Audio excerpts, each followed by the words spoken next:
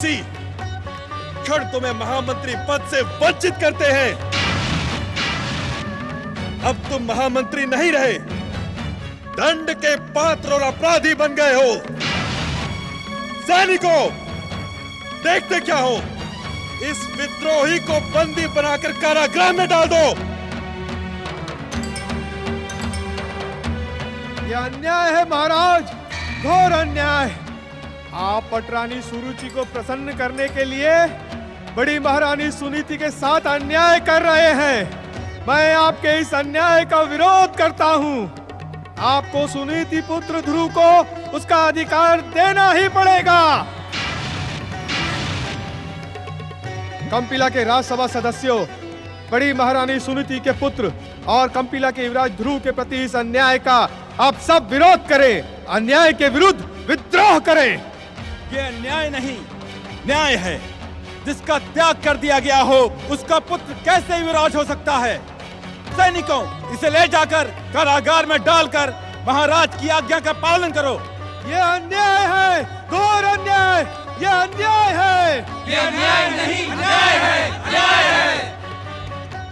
महाराज उत्तानपाद, आप महान सम्राट, न्यायवान महाराज मनु के सुपुत्र हैं। आपको यह अन्याय शोभा नहीं देता। तुरंत मुक्त कराएं महामंत्री को। कदापि नहीं। ये परिणाम तुझे भी भोगना पड़ेगा।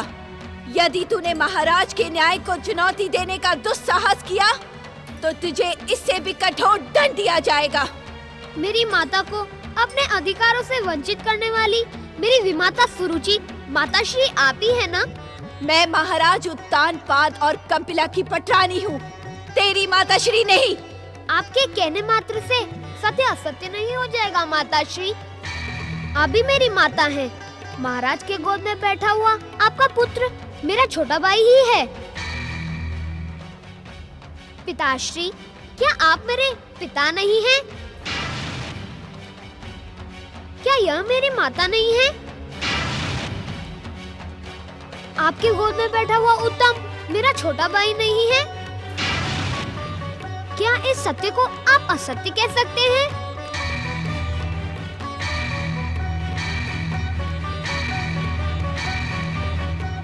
उत्तर दे महाराज, उत्तर दे। ये प्रश्न आपका पुत्र नहीं, अभी तो सारा संसार पूछ रहा है। क्या सम्राट मनु का वंश अब सत्य की निष्ठा और सत्य के पथ पर अडिग नहीं रहेगा? उत्तर दे महाराज, उत्तर दे। आप मौन क्यों हैं महाराज? इस दुष्ट वाचाल बालक को राज्यसभा से निकालकर दंडित करें। मुझे भली भांति ज्ञात है पिताश्री कि कोई पिता अपने पुत्र के प्रति निष्ठुर नहीं होता। मेरी विमाता का क्रोध मुझे मेरे अधिकारों से वंचित नहीं कर सकता। जिस प्रकार आपने अनुज उत्तम को अपनी गोद में बिठाया है, उसी प्रकार मुझे भी अपनी गोद में बिठाकर मुझे अपना अधिकार प्रदान कीजिए। ध्रुव, तुरंत चला जाए यहाँ से, अन्यथा अपने प्राणों से हाथ धो बैठेगा। यदि तुझे महाराज की गोद में बैठने का अधिकार प्राप्त करना है तो तुझे भी उत्तम के समान मेरी कोख से जन्म लेना होगा। मेरी माता भी आपसे पहले महाराज की प्रिय पटरानी थी। आपको पटरानी बनाने के लिए मेरी महान माता ने जो त्याग किया, आप उसको भूल गई? छोटा मुंह बड़ी बात ना कर मूढ़ बुद्धि। अभागे बालक, जा, लौट जा यहाँ से। यदि तू अभागा ना होता तो तेरी माता को इस राजमहल से बहिष्कृत न होना पड़ता और तेरा जन्म वन के किसी अज्ञात कोने में ना होता। मेरे जन्म की कथा दोहराकर आपको कुछ भी नहीं मिलेगा माताश्री। हर समय एक सा नहीं रहता। भगवान विष्णु की कृपा से अब वो समय आ गया है जब मुझे मेरा अधिकार प्राप्त होगा। ध्रुव, तुम्हें हमारी गोद में बैठने का अधिकार कदापि प्राप्त नहीं होगा। चले जाओ यहाँ से। आपसे मुझे ये आशा नहीं थी पिताश्री, परंतु ऐसा प्रतीत होता है कि भगवान विष्णु की कृपा अभी भी मुझसे दूर है। अभी मुझे और भी कठिन परीक्षाएं देने शेष हैं। तेरा और तेरी माता का सारा जीवन कठोर परीक्षा देते देते ही बीत जाएगा। धैर्य और परीक्षा का फल सदा सुंदर होता है। न्यायवान सम्राट मनु का पुत्र मेरे पिताश्री महाराज उत्तानपाद को यदि मेरे प्रति हुए अन्याय पर कोई दुख नहीं है, तो मैं प्रतिज्ञा करता हूँ कि जो न्याय मुझे मेरे पिताश्री से नहीं मिला, वो मुझे भगवान विष्णु से अवश्य प्राप्त होगा। प्रणाम पिताश्री, प्रणाम माताश्री। यशस्वी बनो अनुजतम। जय श्री हरि। आप सब विचलित ना हो। ध्रुव के लिए ये समय दुर्दशा का नहीं, अपितु जगदीश्वर भगवान श्री विष्णु की परम पावन भक्ति का संदेश लेकर आया है। भगवान श्री विष्णु की ऐसी परीक्षाओं के उपरांत ही बालक ध्रुव सच्चे भक्ति मार्ग को प्रेरित होगा। नारायण नारायण। क्या आप सब बालक ध्रुव के साथ हुई दुखद घटना के विषय में ही चर्चा कर रहे थे सप्तऋषियों? हाँ देवर्षि, आप तो भगवान विष्णु के परम भक्त हैं। प्रभु इच्छा होती तो बालक ध्रुव को न्याय अवश्य प्राप्त हो जाता। वे क्षण मात्र में उत्तानपाद का हृदय परिवर्तित कर सकते थे, किंतु उन्होंने कोमल बालक ध्रुव को और घोर कष्टों में धकेल दिया। देवर्षि, क्या अब ध्रुव अपनी माता के पास लौटकर जाएगा? नारायण नारायण। प्रभु की लीला तो प्रभु ही जाने, परंतु मैं जगदीश्वर भगवान विष्णु से विनती अवश्य करूंगा कि वो बालक ध्रुव और उसकी निर्दोष माता सुनीति पर दया अवश्य करें।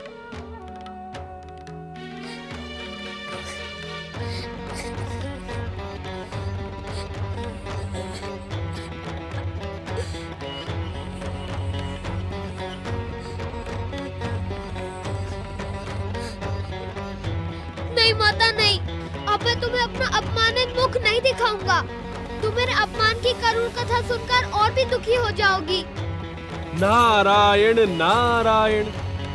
ध्रुव का निर्णय सुन लिया आप सब लोगों ने? देवर्षि, इस भयंकर अपमान से आहत होकर कहीं ध्रुव धैर्य धारण करें और देखें।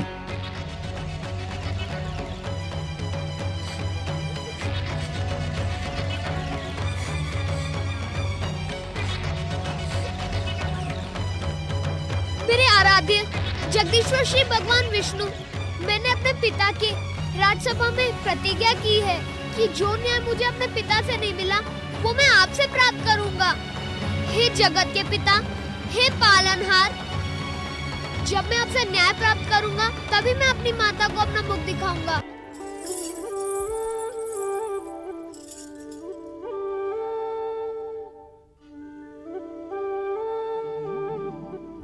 महादेवी, जिस दृश्य को देखकर तुम उदास हो, वही दृश्य योग निद्रा में हम भी देख रहे थे।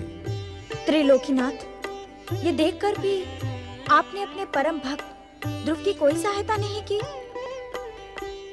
सहायता से ध्रुव की भक्ति की महिमा खंडित हो जाती महादेवी। ध्रुव का दृढ़ निश्चय उसके मन में उभर ही नहीं पाता, और उसे जिस अंतिम लक्ष्य पर पहुंचना है, वो उससे और अधिक दूर हो जाता। किंतु प्रभु, इस समय जो ध्रुव के साथ अन्याय हुआ है, उसके उत्तरदायी उत्तानपाद नहीं, सूर्यपुत्र शनिदेव हैं। ये सत्य हमें भली भांति ज्ञात है महादेवी। शनिदेव की कुदृष्टि के प्रभाव के कारण उत्तानपाद ने ध्रुव के साथ घोर अन्याय किया है। ये ज्ञात होने पर भी आप शांत कैसे हैं प्रभु? महादेवी, इस संसार में जो कुछ भी घटता है, वो घटना क्रम के नियमानुसार ही घटता है। राजसभा में प्रकट होकर अपनी कुदृष्टि से सभी को भ्रमित करने वाले शनिदेव को भी हमारी ही प्रेरणा प्राप्त थी। ये आप क्या कह रहे हैं प्रभु? महादेवी, चकित होने की आवश्यकता नहीं है। शनिदेव भी हमारी ही सृष्टि के एक अंग हैं। किंतु आपको ऐसी क्या आवश्यकता पड़ गई? कि आपने शनिदेव को भ्रमित करने की प्रेरणा दी? महादेवी, मेरी प्रेरणा से शनिदेव ने अपनी कुदृष्टि से भ्रम का जो कुचक्र चलाया था, उसका उद्देश्य ध्रुव की सहायता करना ही था। ध्रुव की सहायता? हाँ महादेवी, शनिदेव की कुदृष्टि से भ्रमित होने के कारण ही अब ध्रुव दृढ़ निश्चय कर सका है। अब उसके जीवन का प्रत्येक क्षण अडिग होकर हमारी पूर्ण भक्ति को समर्पित हो जाएगा, जिससे उसे उसका निर्धारित लक्ष्य प्राप्त होगा। नारायण नारायण। देवर्षि, हमें भली भांति ज्ञात है कि आप भी वही व्यथा लेकर प्रकट हुए हैं जो अभी-अभी महादेवी लक्ष्मी ने प्रकट की है।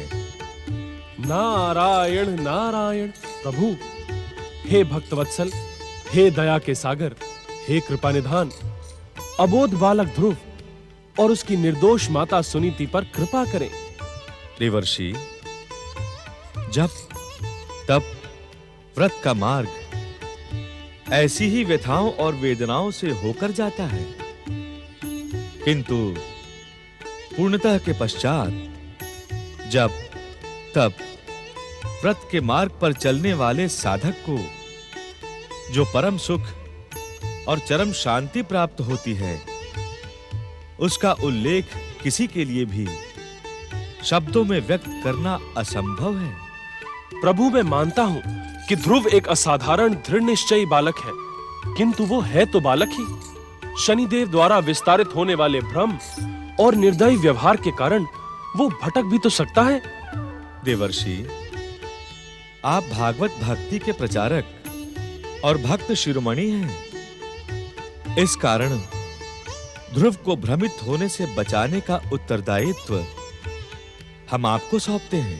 नारायण नारायण। प्रभु, आपका निर्देश और कृपा पाकर इस दिनहीन नारद का जीवन धन्य हो गया। नारद को उसकी भक्ति की सौगंध प्रभु, वो ध्रुव को भ्रमित कदापि नहीं होने देगा। नारायण नारायण।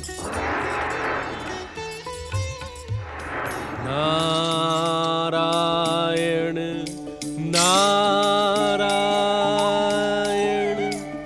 नारायण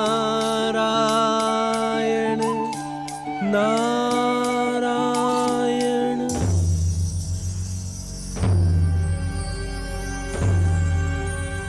नारायण नारायण। बालक ध्रुव, मैं तुम्हारी किस प्रकार सहायता करूं?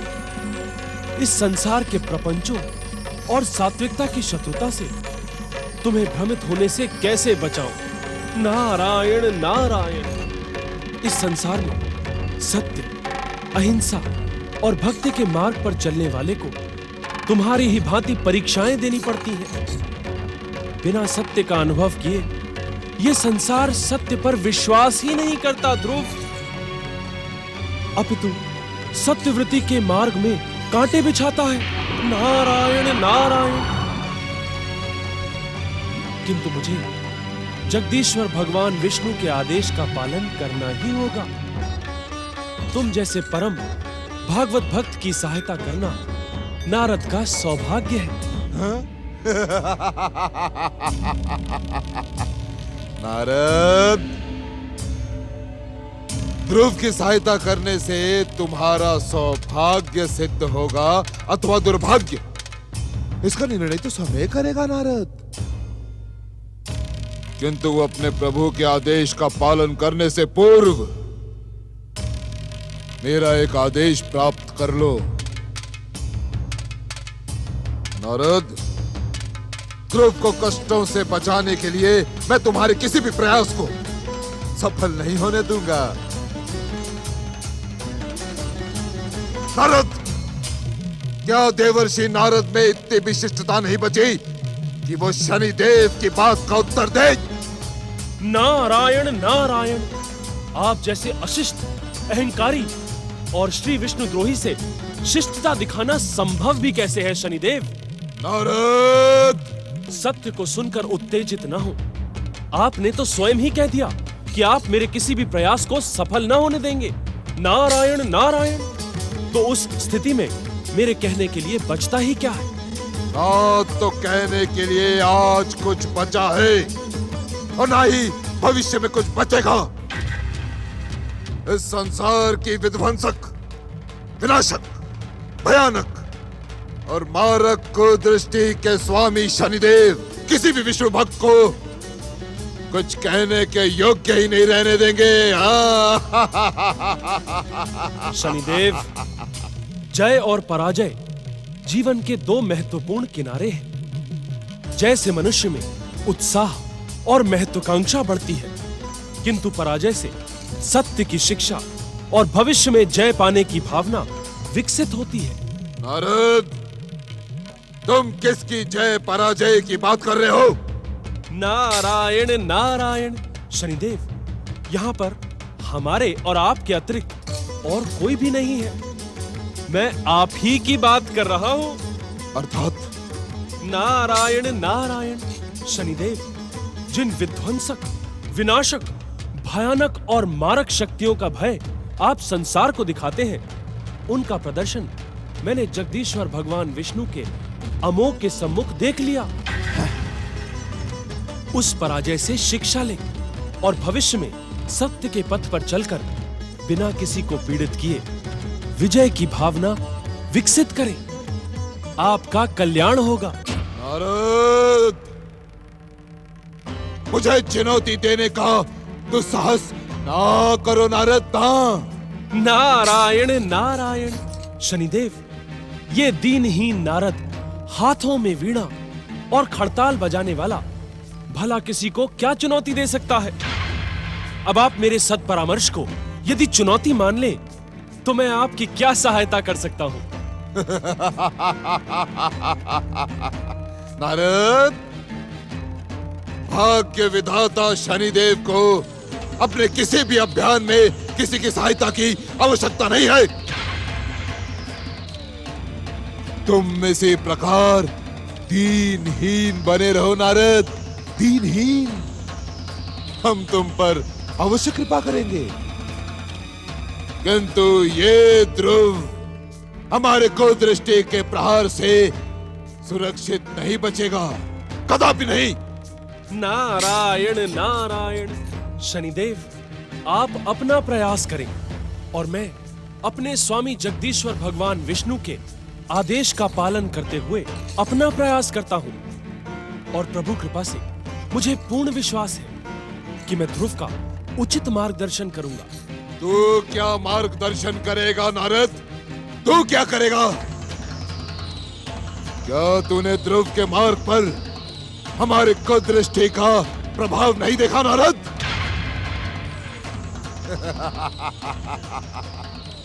मैंने ध्रुव के पिता उत्तानपाद और उसकी राज्य सभा में उपस्थित सभी कंपिला के वासियों को अपनी कुदृष्टि के प्रयोग से भ्रमित कर दिया नारद।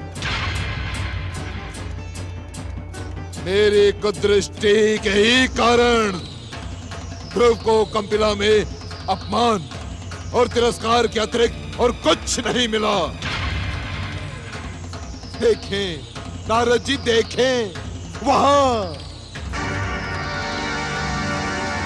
किस प्रकार ध्रुव वनों में ठोकरे खाते हुए अज्ञात दिशा की ओर बढ़ रहा है। देखें नारद जी।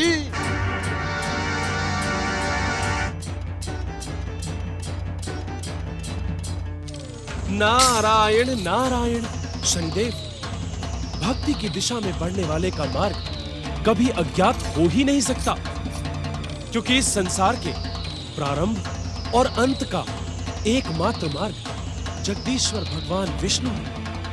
इस कारण सत्य, धर्म, अहिंसा और भक्ति का प्रत्येक मार्ग उन्हीं से प्रारंभ होकर अंत में उन्हीं जगत पालक में विलीन हो जाता है। नारायण नारायण। ध्रुव का मार्ग किस प्रकार विलीन होता है, ये मैं तुम्हें बताता हूं।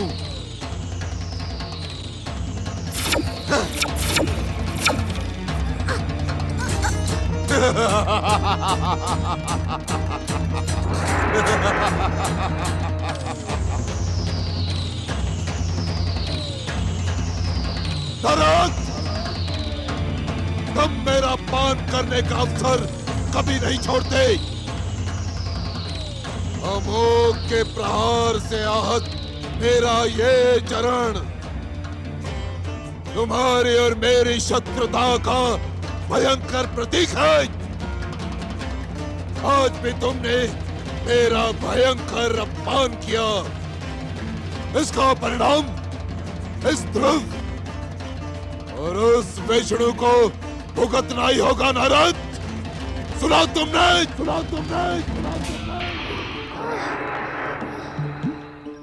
वत्स ध्रुव, भक्ति का हाथ थामकर तुम्हें इसी प्रकार निरंतर आगे बढ़ना है। ये कष्ट नहीं, तुम्हारी परीक्षा है। नारायण नारायण। मैं परीक्षा से मुंह नहीं मोड़ूंगा। मैं कष्ट उठा उठा कर भी पीछे नहीं हटूंगा। मैं आगे ही बढ़ता रहूंगा। याद है क्यों? क्यों वत्स? क्योंकि जन्म लेने के साथ ही मुझे विष्णु भक्ति के संस्कार प्राप्त हुए हैं। मेरी माता ने विष्णु भक्ति का जो बीज मेरे मन में बोया है, वो मुझे दुखी और निराश नहीं होने देता। तुम धन्य हो वत्स, तुम्हारी माता धन्य है और धन्य है तुम दोनों की अनुपम भक्ति। आप कौन है तात?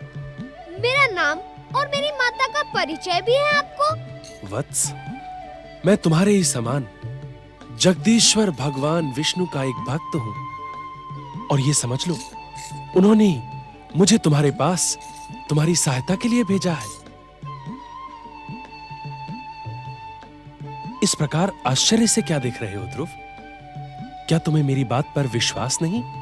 जिसने ठोकर खाने के पश्चात मुझे सहारा दिया हो, भला उस पर मैं विश्वास क्यों नहीं करूंगा? तो तुम्हें आश्चर्य किस बात का है? अपनी बात निसंकोच कहो वत्स।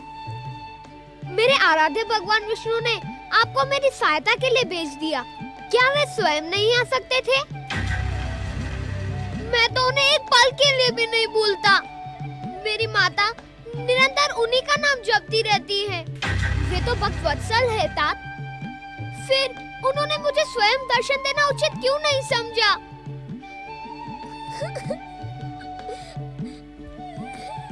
वत्स, प्रभु की लीला को तो प्रभु ही जाने। हमें तो इतना ज्ञात है कि उनके दर्शनों के योग्य अभी तुम्हारे पुण्यों का उदय नहीं हुआ। वे तो इस संपूर्ण संसार के पालनहार हैं, जगदीश्वर जगत पिता हैं। इस सारे संसार का उत्तरदायित्व उन्हीं त्रिलोकीनाथ पर तो है। आप सत्य कह रहे हैं तात। संभवतः मेरे पुकार के स्वर उन तक पहुँचे ही नहीं हैं। वत्स, यदि तुम्हारी पुकार के स्वर जगदीश्वर तक न पहुँचे होते, तो उन्होंने मुझे तुम्हारी सहायता के लिए यहाँ क्यों भेजा होता? मैं अज्ञानी बालक हूँ तात। भगवान की लीला के हद से मैं अज्ञान हूँ। उनकी लीला को ज्ञात करना किसी के लिए भी असंभव है, किंतु हाँ, इस लीला से एक संकेत अवश्य मिलता है। कैसा संकेत तात? प्रिय ध्रुव, तुम अपनी भक्ति में पूर्ण समर्पित हो जाओ। वे भक्त वत्सल हैं। वे अपने भक्तों की पुकार को कभी अनसुना नहीं करते। वे आएंगे, अवश्य आएंगे। वही तो मैं कर रहा हूँ।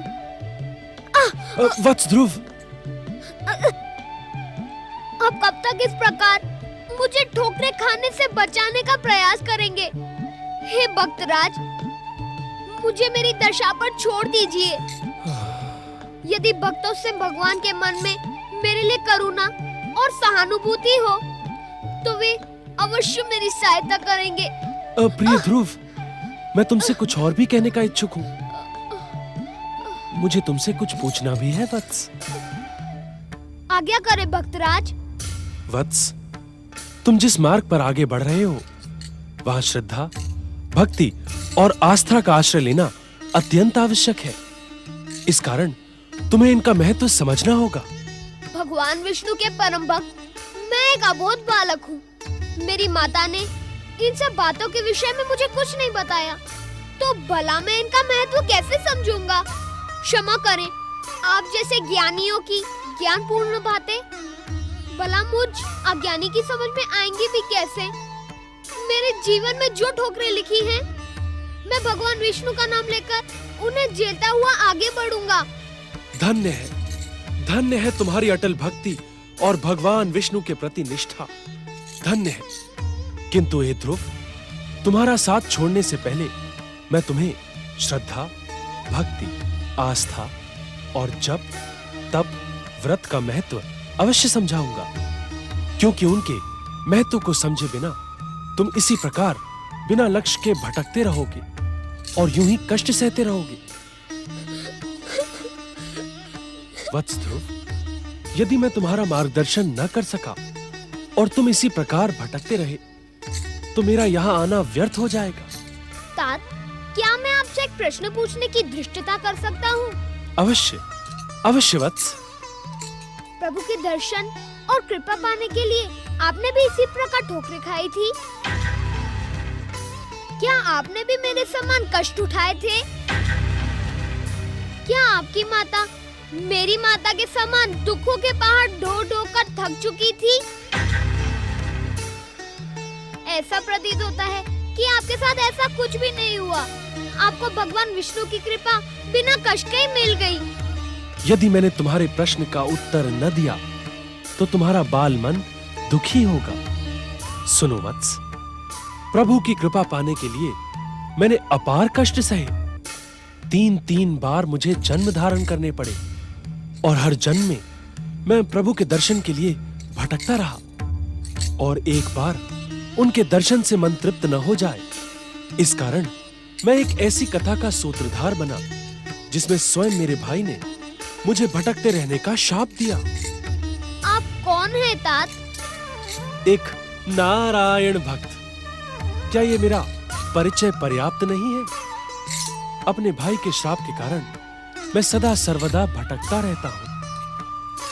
प्रभु के दर्शन करने के पश्चात पुनः दर्शन की इच्छा मन में लिए मेरा भटकाव समाप्त नहीं होता। हर दर्शन के पश्चात फिर दर्शन की अभिलाषा मन में जागृत हो जाती है। धन्य है, आपके दर्शन पाकर मेरा जीवन धन्य हो गया। वत्स ध्रुव, तुम्हारे कष्टों पर मुझे ही नहीं, माता लक्ष्मी और जगदीश्वर भगवान विष्णु को भी सहानुभूति है, किंतु इन कष्टों पर दुख प्रकट न करो। अर्थात अपने मन को प्रसन्न रखो वत्स। श्रद्धा, भक्ति, आस्था को साथ लेकर चलोगे तो तुम्हारे ये कष्ट नहीं रह जाएंगे। कठिन से कठिन मार्ग तुम सरलता से पार कर जाओगे। कष्टों की भीषण धधकती हुई ज्वालाएं तुम्हें चंदन के समान शीतल लगेंगी। प्रभु के दर्शन तुम्हारे लिए सहज हो जाएंगे। तुम्हारी हर परीक्षा समाप्त हो जाएगी।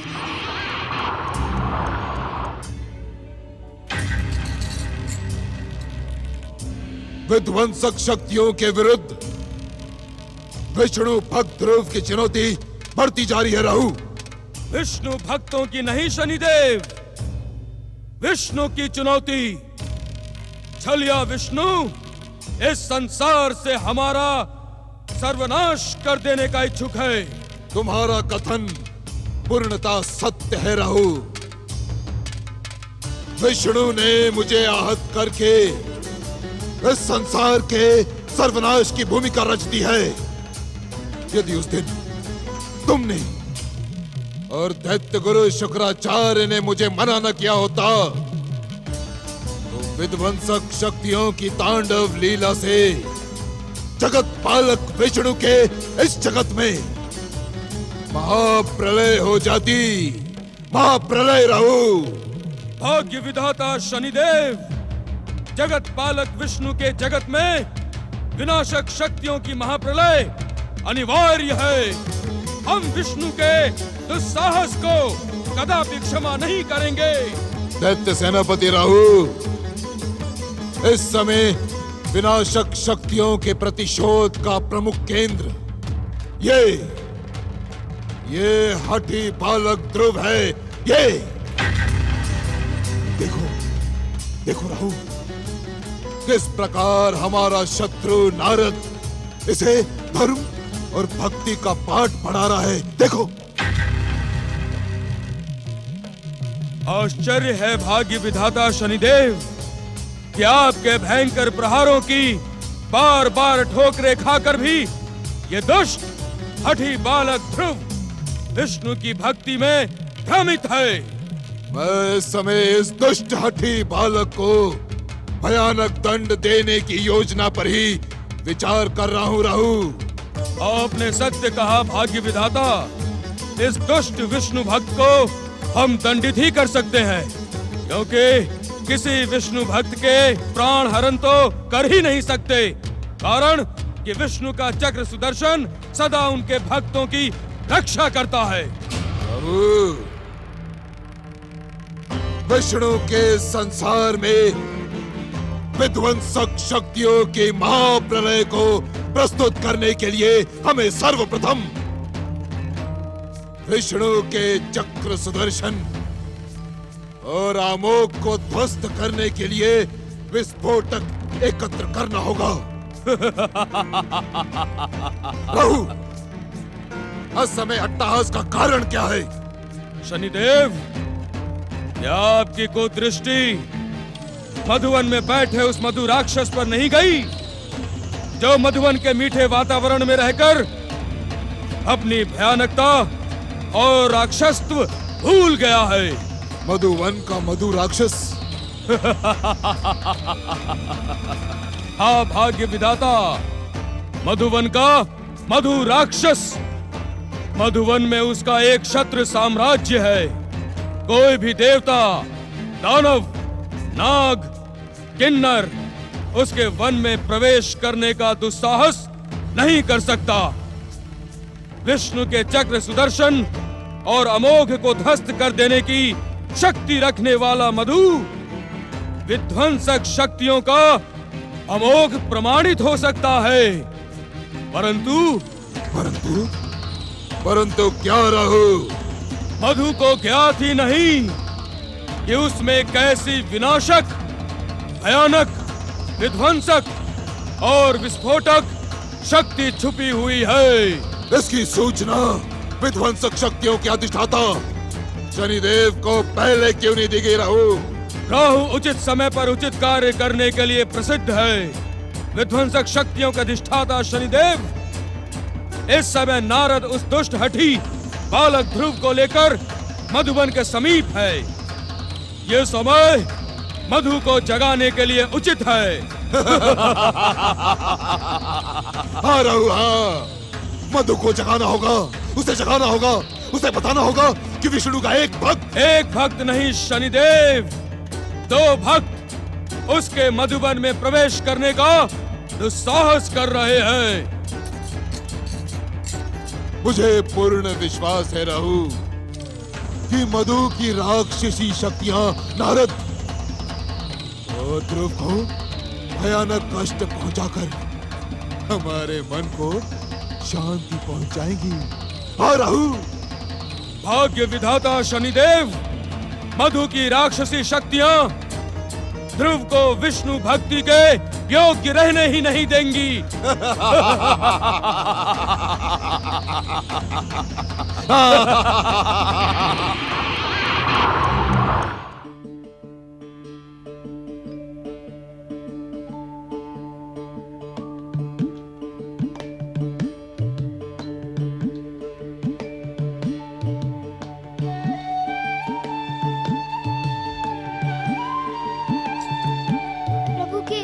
नारद जी, आपका साथ पाकर मेरा उद्विग्न मन शांत हो गया। अब मैं इस स्थान पर बैठकर भगवान विष्णु की आराधना करूंगा। जगदीश्वर की कृपा से तुम्हें तपस्या के लिए उपयुक्त स्थान तप भावना के साथ ही प्राप्त हो गया है। वत्स, भक्ति का जो ज्ञान तुम्हें हमसे प्राप्त हुआ है, तुम सदा उसका अनुसरण करना। अपना मन किसी प्रकार के मोह, माया, मद और लोभ में भटकने न देना। तुम मेरे दीक्षा प्राप्त शिष्य तो नहीं हो, किंतु जिस प्रकार एक शिष्य अपने गुरु की आज्ञा का पालन करता है, उसी प्रकार तुम भी मेरे परामर्श और मार्गदर्शन पर सदा आगे बढ़ते रहना। आपको गुरु कहने की इच्छा तो मेरे मन में तभी जागृत हो गई थी जब मैंने आपके प्रथम दर्शन किए थे। गुरुवर, एक जिज्ञासा आपके सम्मुख प्रस्तुत कर सकता हूँ? अवश्य वत्स, अवश्य। गुरुवर, क्या आपके बताए हुए परामर्श और मार्गदर्शन पे चलने से मुझे प्रभु दर्शन का पुण्य लाभ मिल जाएगा? वत्स, तुम्हारा मन भ्रमित हो रहा है। मैं कुछ समझा नहीं गुरुवर। वत्स, अपना मन प्रभु दर्शन के मोह से भ्रमित न करो। अर्थात? अर्थात अपना मन प्रभु मोह में लगाओ। इन दोनों में अंतर क्या है गुरुवर? अंतर है वत्स, प्रभु के दर्शन कर उनसे अपनी इच्छा पूर्ण कराना कामना है, जबकि निष्काम भाव से प्रभु की आराधना करना प्रभु के चरणों में स्वयं का समर्पण है। समझ गया गुरुवर। अब तक मेरी आराधना स्वार्थनीय थी, किंतु अब मैं निस्वार्थ होकर अपना सर्वस्व प्रभु चरणों में समर्पित करूंगा।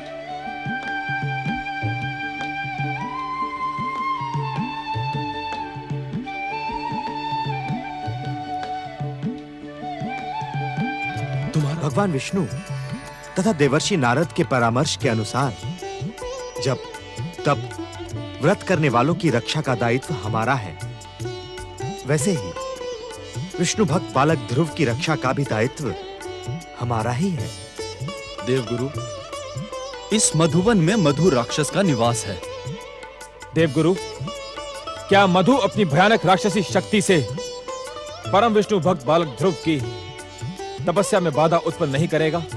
वैसे तो मधुबन में रहकर यहाँ की मीठी वनस्पतियों का सेवन करके मधु राक्षस की राक्षस वृत्तियां अब शांत हो गई हैं। वो अपना अधिक समय वन के सुखभोग और शयन में बिताता है। किंतु क्या देवगुरु? देवताओं के परम शत्रु दैत्य सेनापति राहु ने सूर्यपुत्र शनिदेव को मधु की विस्फोटक शक्तियों का ज्ञान करवा दिया है। अब वे दोनों शांत नहीं रहेंगे। ध्रुव के जीवन में बाधा उत्पन्न करने के लिए मधु को उकसाने का हर संभव प्रयास करेंगे। तब क्या होगा देवगुरु? क्या ध्रुव की तपस्या अभी भी निष्फल रहेगी? गृह मित्रों, तपस्या की सफलता और असफलता जगदीश्वर पर निर्भर है, किंतु आज का दिन अवश्य ही ध्रुव की सफलता में सहायक होगा। आज का दिन? आज बृहस्पतिवार है। गुरु की आज्ञा से आज के दिन तपस्या प्रारंभ करने वाला शिष्य अवश्य सफल होता है। बालक ध्रुव ने अभी-अभी मन वचन से नारद को अपना गुरु स्वीकार किया है। अपने गुरु नारद की आज्ञा से वो आज अपनी तपस्या प्रारंभ करने जा रहा है। इसी कारण आज का हमारा बृहस्पति का दिन उसका सहायक होगा। उत्तम, उत्तम। गृह मित्रों, गुरु का दिन गुरुवार हमारी माता लक्ष्मी का भी प्रिय दिन है। इस दिन जो व्यक्ति अपने सद्कार्यों का प्रारंभ करता है, उसे महादेवी माता लक्ष्मी की कृपा अवश्य प्राप्त होती है। इस कारण ऐसा प्रतीत होता है कि बालक ध्रुव की सफलता का क्षण अब अधिक दूर नहीं है, किंतु उसकी सफलता तक हम सात्विक ग्रहों को सजग और सावधान रहना होगा। यही उचित होगा देवगुरु। हम अपने कर्तव्यों का निर्वाह करते हुए भी, प्रत्यक्ष अथवा परोक्ष रहकर भी बालक ध्रुव को सदा अपनी दिव्य शक्तियों का रक्षा कवच प्रदान करते रहेंगे। हाँ, भगवान विष्णु की दिव्य कृपा उनके भक्तों को अवश्य प्राप्त होती है।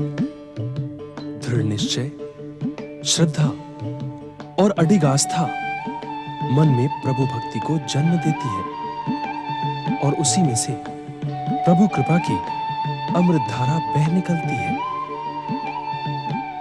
वत्स, जैसे जैसे तुम्हारा शरीर आराधना के कष्टों का अभ्यस्त होता जाएगा, कष्ट चिंतन मनन और आनंद में परिवर्तित हो जाएंगे। तुम्हारे मन में प्रभु के स्वरूप की जो कल्पना है वो सत्य आकार ले लेगी और उसी सत्य आकार में तुम्हें श्री सत्यनारायण के परम पावन दर्शन सुलभ होंगे। वत्स ध्रुव, अब मैं तुम्हें प्रभु को शीघ्र प्रसन्न करने वाला परम पावन मंत्र बताता हूं। ध्यान से सुनो।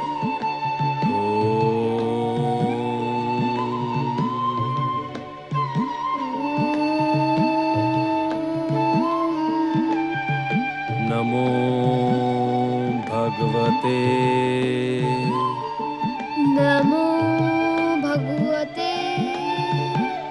वासुदेवाय।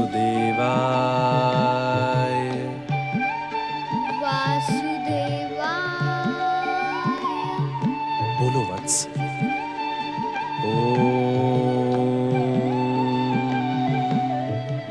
नमो भगवते वासुदेवाय। नमो भगवते वासुदेवाय। वत्स ध्रुव, इस परम पावन मंत्र का निरंतर जप प्रारंभ करो। ये मंत्र जगदीश्वर भगवान विष्णु के चरण कमलों को शीघ्र पहुंचता है।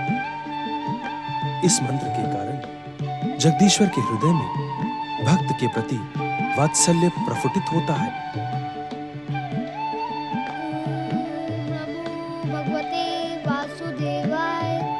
ओम नमो भगवते वासुदेवाय। तुम्हारा उच्चारण शुद्ध है वत्स।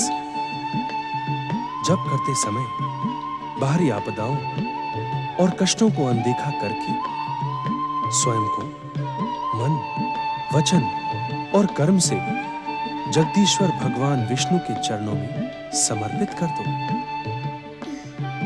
ओम नमो भगवते वासुदेवाय। तुम्हें वो सब कुछ प्राप्त होगा जिसके तुम सच्चे अधिकारी हो। ओम नमो भगवते वासुदेवाय। ओम नमो भगवते वासुदेवाय। ओम नमो भगवते वासुदेवाय। ओम नमो भगवते वासुदेवाय। ओम नमो भगवते वासुदेवाय। ओम नमो भगवते वासुदेवाय। ओम नमो भगवते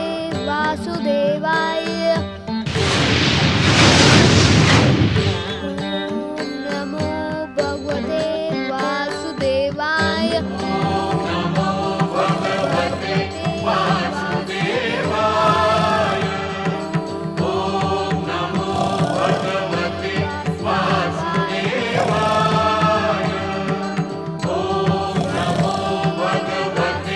वासुदेवाय।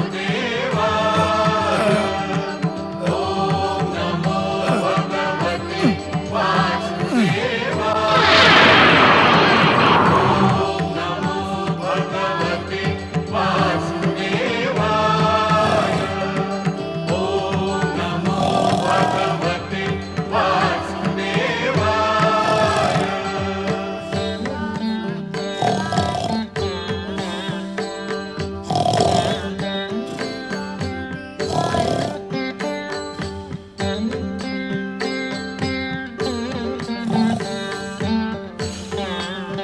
परमवीर राक्षस मधु, उठो।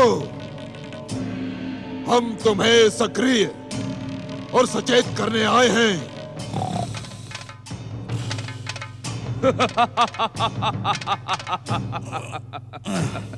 मधु, अपने राक्षसी कर्तव्यों को पहचानो। इस प्रकार निद्रा मग्न रहकर राक्षस जाति को लज्जित न करो। तुमने इस मधुवन में अकेले रहकर अनेक सुखों का भोग कर लिया। जागो मधु, जागो।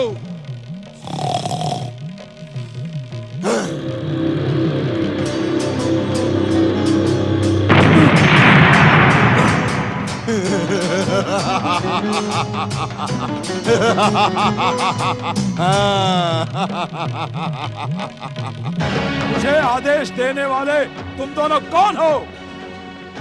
यहाँ आकर मुझे छेड़ने का दुस्साहस कैसे किया? तुम्हें ज्ञात नहीं, मधुबन मेरा है। इस मधुबन क्षेत्र में मेरी आज्ञा के बिना कोई प्रवेश नहीं कर सकता। देख लिया लंबे सुख भोग का परिणाम राहु। अब ये मधु कोई कष्ट उठाने के इच्छुक नहीं। मैं अपनी कुदृष्टि की भयानक मार से इस मधु के सारे सुख भोग समाप्त कर दूंगा। ऐसे कंकड़ों, पत्थरों और कांटों में धकेल दूंगा, तभी इसकी राक्षसी चेतना जागृत होगी। शनिदेव, मधु राक्षस की राक्षसी वृत्तियों और भयंकर शक्तियों से आप परिचित नहीं हैं। इसे उत्तेजित करने का परिणाम हमारे हित में शुभ नहीं होगा। हीरों की भांति दैत्य सेनापति को बात करते देख भाग्य विधाता शनिदेव का क्रोध और भी अधिक उग्र हो गया है। शनिदेव, हम जो अपना स्वार्थ पूर्ण कराने के इच्छुक हैं, वो आपके क्रोध के कारण पूर्ण नहीं हो सकता। आप अपना क्रोध शांत रखें। मैं मधु राक्षस को ध्रुव के विरुद्ध उकसाता हूँ। शनिदेव का क्रोध इतनी सरलता से शांत नहीं होता रहू, किंतु तुम्हारी प्रार्थना पर मैं तुम्हें एक अवसर देता हूँ। यदि इसने तुम्हारी उपेक्षा की तो मेरे कुदृष्टि का प्रहार इसे संकटों में धकेल देगा। उसकी आवश्यकता नहीं पड़ेगी भाग्य विधाता। परम वीर मधु राक्षस, हम तुम्हारे हित चिंतक हैं। हमारा हित चिंतक हमारे सुख भोग में बाधा डालने का दुस्साहस क्यों कर रहा है? क्यों हमारी आज्ञा का उल्लंघन कर इस मधुबन क्षेत्र में प्रवेश किया? तुम्हारे मधुबन में प्रवेश करने का दुस्साहस हमने नहीं किया है मधु। हम तो अब भी आकाश में हैं और आकाश की अनंत सीमाएं पृथ्वी की सीमाओं से बांधी नहीं जा सकती। सत्य को इस प्रकार अनदेखा न करो मधु। किस सत्य की ओर संकेत कर रहे हैं आप? तुम्हारे मधुबन में प्रवेश करके एक बालक विष्णु भक्ति में लीन हो गया है। हम उसी के विरुद्ध तुम्हें सचेत और सावधान करने आए हैं। यदि विष्णु भक्तों के चरण तुम्हारे मधुबन में पड़ गए तो इस क्षेत्र से तुम्हारा एकाधिकार समाप्त हो जाएगा। कौन है वो बालक? वो विष्णु की भक्ति के क्षेत्र में नया अध्याय रचने वाला बालक ध्रुव है। ध्रुव? हाँ, ध्रुव।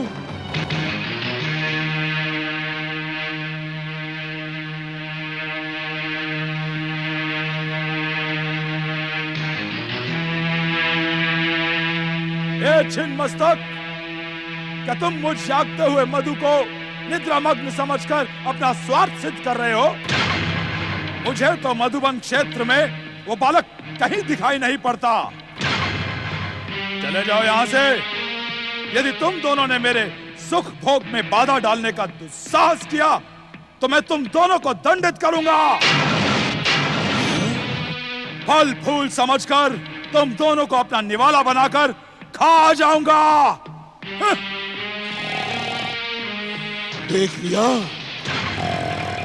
देख लिया अपने प्रयास का परिणाम राहु। ये दुष्ट बातों से मानने वाला नहीं। इसको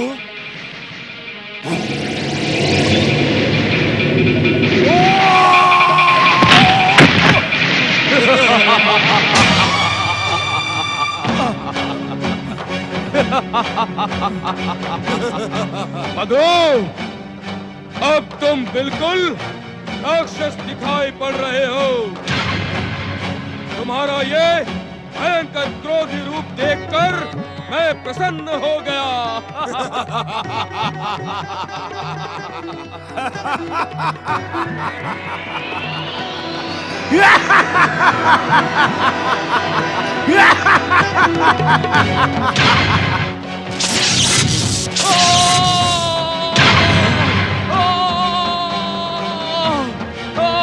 तुम्हारे इस प्रहार और इस अपराध का दंड तुझे अवश्य मिलेगा।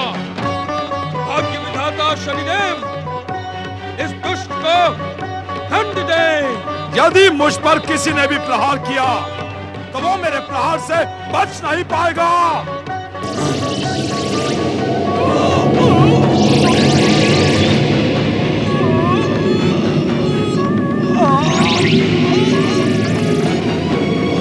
दुस्साहसी मधु, भाग्य विधाता शनिदेव पर प्रहार करने का दुस्साहस ना कर, अन्यथा हमारे विध्वंसक, विनाशक, भयानक और मारक दृष्टि तेरे साथ साथ इस मधुवन को भी भस्म कर देगी। मारक शक्तियां प्रकट हो।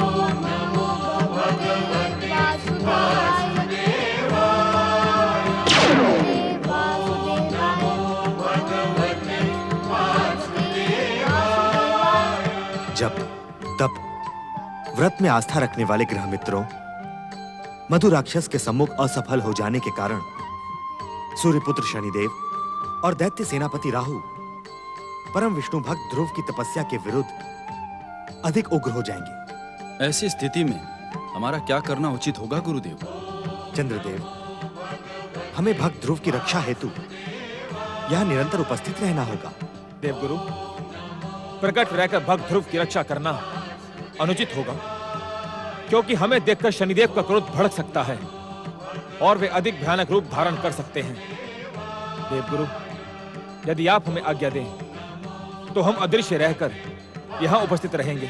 मंगलदेव, आपके मन में हर एक के मंगल की कामना रहती है, इसी कारण इस समय आपने जो सुझाव दिया है वो उचित है। हम अदृश्य रहकर ध्रुव की सहायता करेंगे। चलिए। वासुदेवाय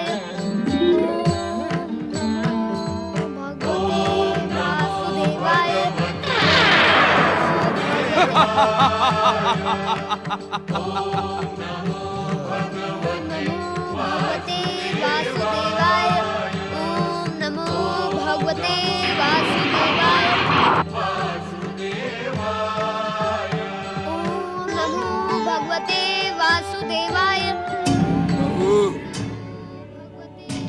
मधु राक्षस का राक्षस सत्व हम पर टूट पड़ा।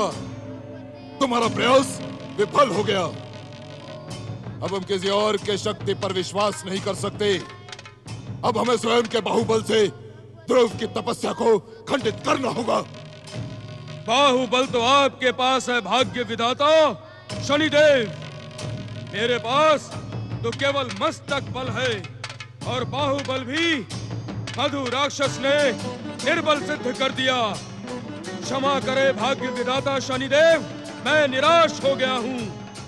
मुझे ऐसा प्रतीत होने लगा है कि विष्णु भक्तों के विरुद्ध ये अभियान समाप्त कर देना उचित है।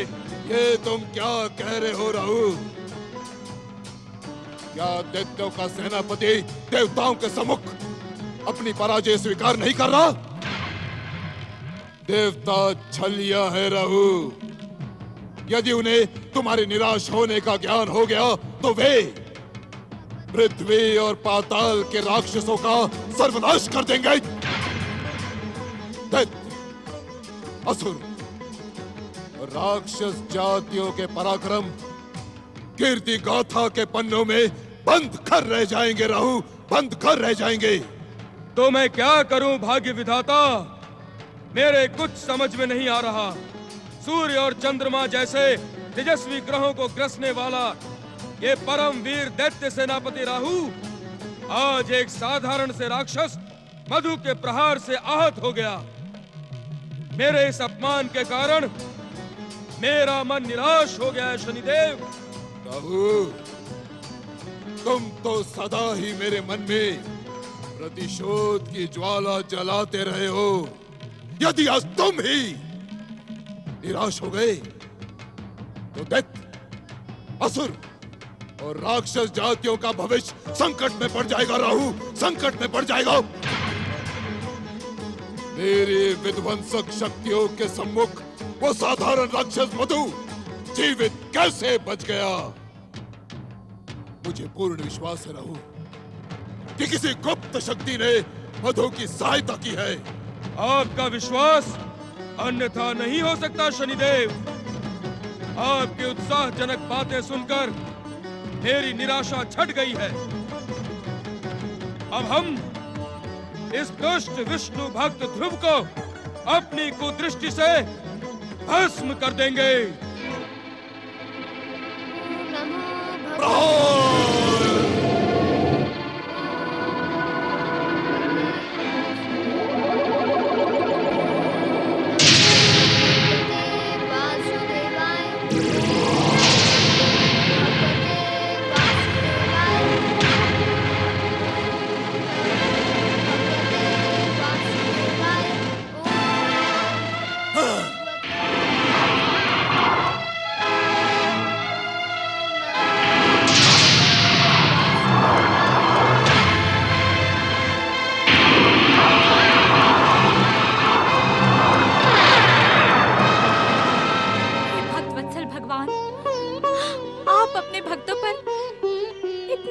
कैसे हो गए?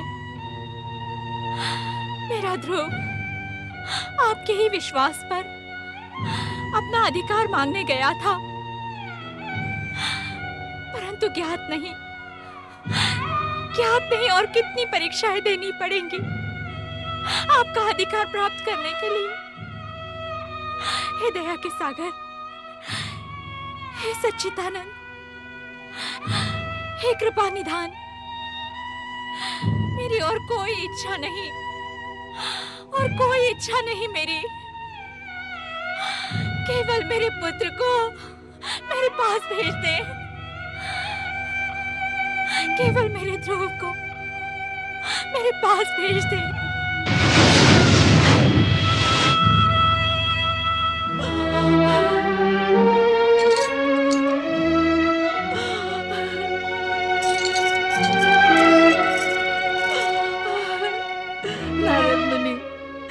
आप तो संसार में घटने वाली घटनाओं का ज्ञान रखते हैं। मैं तो वन के चप्पे चप्पे में ध्रुव को ढूंढते ढूंढते थक गई हूँ। वो मुझे कहीं नहीं दिखाई दिया। आप ही बताएं, हमारा ध्रुव कहाँ चला गया, कहाँ चला गया? अपने पिता उत्तानपाद और विमाता सुरुचि से अपमानित होकर हमारा पुत्र वन में कहीं चला गया। कंपिला वासियों से ये समाचार सुनकर मैंने आसपास के सभी वन ढूंढ डाले, किंतु पुत्र ध्रुव का कहीं पता नहीं चला। देखिए ना बिटिया रानी, सारे संसार का ज्ञान रखने वाले नारद मुनि भी कुछ नहीं कह रहे हैं। बताए देवर्षि, बताए, कहाँ है मेरा पुत्र? कहाँ है मेरा ध्रुव? कहाँ है मेरे हृदय का टुकड़ा?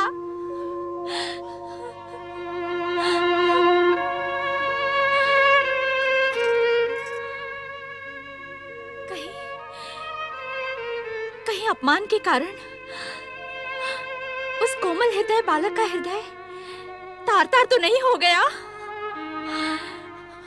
कहीं उसने अपने प्राण तो नहीं त्याग दिए? ऐसे अशुभ वचन अपने मुख से न निकाले महारानी सुनीति।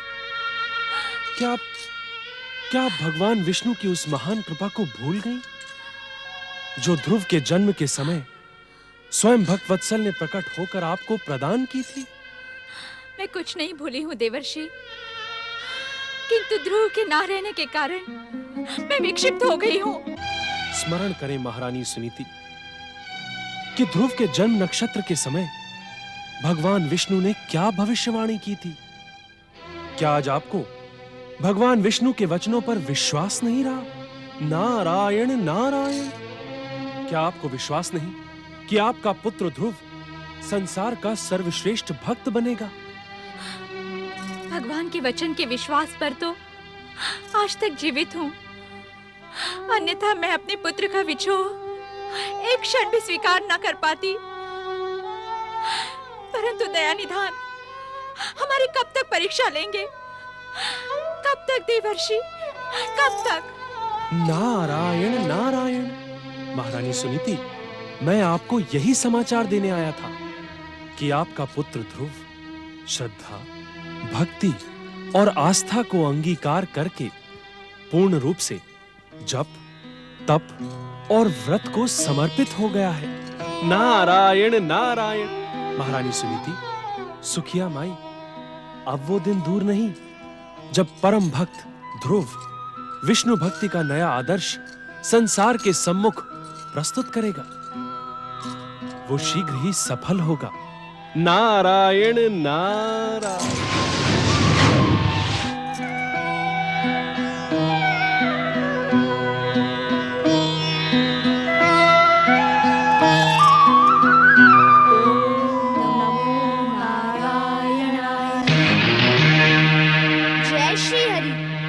श्री हरि, जय श्री हरि, जय श्री हरि, जय श्री हरि, जय श्री हरि। मैं भी आपका पुत्र हूँ पिताश्री। मुझे भी अपनी गोद में बिठाकर मुझे मेरा अधिकार प्रदान कीजिए।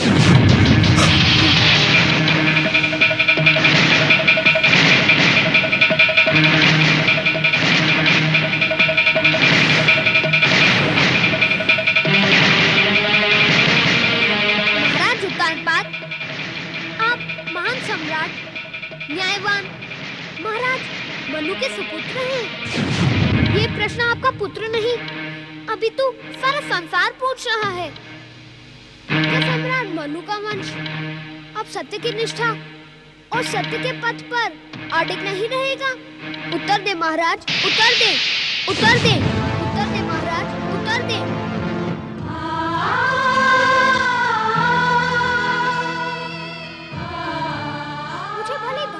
है पिताश्री कि कोई पिता अपने पुत्र के प्रति निष्ठुर नहीं होता। मेरी विमाता का क्रोध मुझे मेरे अधिकारों से वंचित नहीं कर सकता। जिस प्रकार आपने अनुज उत्तम को अपनी गोद में बिठाया है, उसी प्रकार मुझे भी अपनी गोद में बिठाकर मुझे अपना अधिकार प्रदान कीजिए।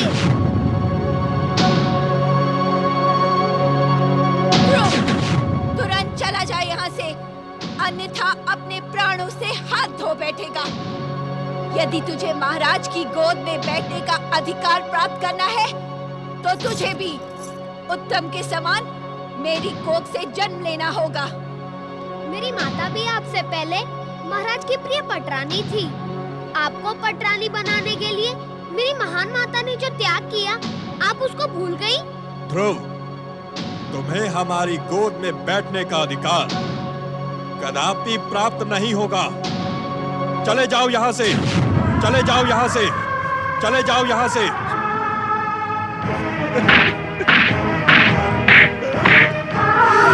और परीक्षा का फल सदा सुंदर होता है। मेरे पिताश्री महाराज उत्तानपाद को यदि मेरे प्रति हुए अन्याय पर कोई दुख नहीं है, तो मैं प्रतिज्ञा करता हूँ कि जो न्याय मुझे मेरे पिताश्री से नहीं मिला, वो मुझे भगवान विष्णु से अवश्य प्राप्त होगा। प्रणाम पिताश्री, प्रणाम माताश्री। यशस्वी बनो अनुजुता।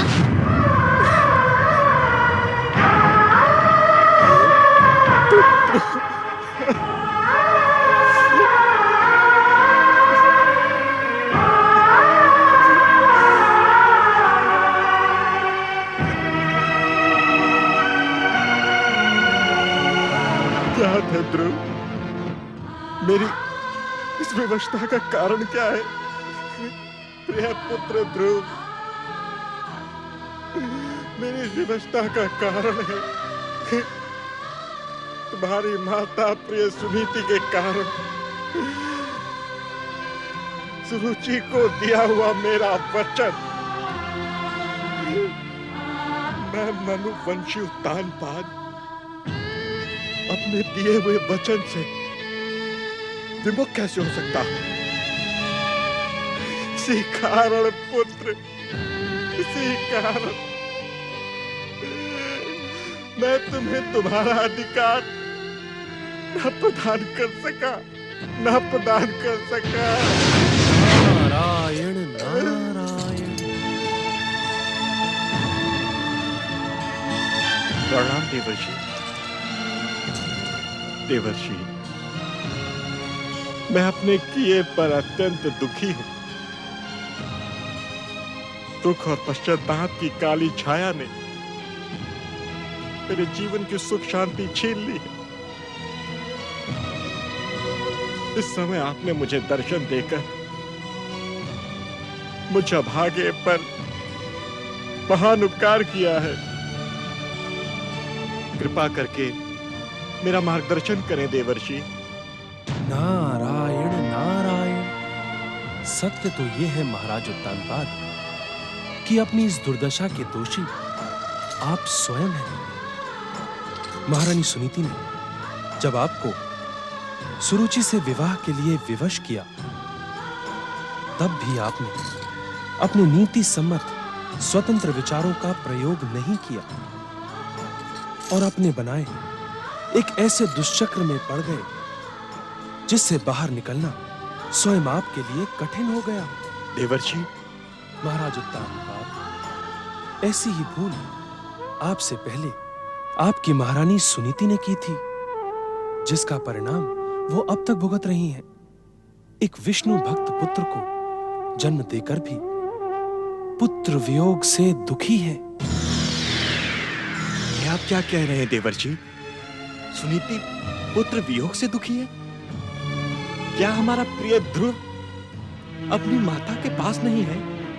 कहाँ है वो? कहाँ है वो देवर्षि? महाराज उत्तानपाद, बालक ध्रुव इस समय कहाँ है, मैं ये बताने नहीं आया हूं। आपकी राज्यसभा से अपमानित प्रताड़ित वो स्वाभिमानी बालक अपनी माता को क्या मुंह दिखाता? नारायण नारायण। तो कहाँ गया मेरा ध्रुव? महाराज उत्तानपाद, इस संसार में जिसका कोई नहीं होता, उसका भगवान होता है। उस बालक को उसके जन्म नक्षत्र के समय स्वयं जगदीश्वर भगवान विष्णु ने ध्रुव का परम पावन नाम प्रदान किया था। अपनी ध्रुव भक्ति और अपने जन्म सिद्ध अधिकार को प्राप्त करने उन्हीं जगत पालक जगदीश्वर की शरण में चला गया है। अर्थात मेरा ध्रुव। इस अर्थात के अर्थ में न उलझे महाराज उत्तानपाद।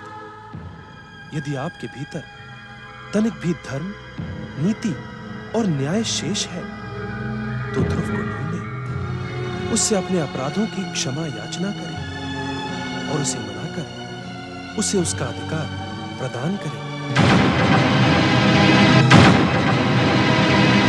नारायण नारायण। महाराज उत्तानपाद, ध्रुव से क्षमा याचना कर आप अपने कई अपराधों से मुक्त हो सकेंगे। अब विलंब न करें, जाएं, ध्रुव को लौटा कर लाएं। जाएं, ध्रुव को लौटा कर लाएं। ध्रुव को लौटा कर लाएं महाराज। ध्रुव को लौटा कर लाएं। ध्रुव को लौटा कर लाएं। ध्रुव को लौटा कर लाएं। ध्रुव को लौटा कर लाएं।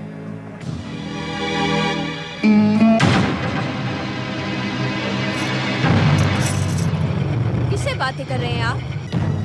महारानी आप?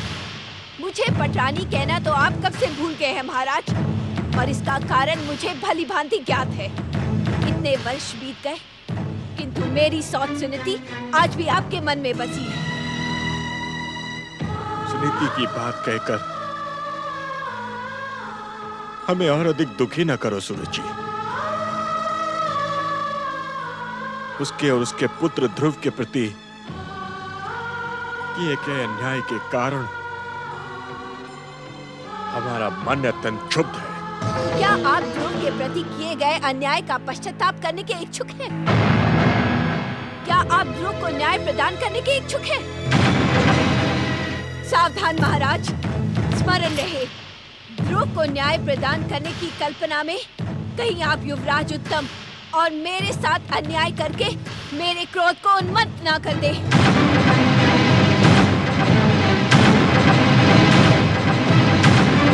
तुम्हें न्याय प्रदान करने और प्रसन्न रखने की इच्छा के कारण ही तो हम अब तक शांत हैं। शांत ही रहे तो आपके हित में होगा महाराज। सुरुचि, उत्तेजित होना मुझे भी भली भांति आता है महाराज।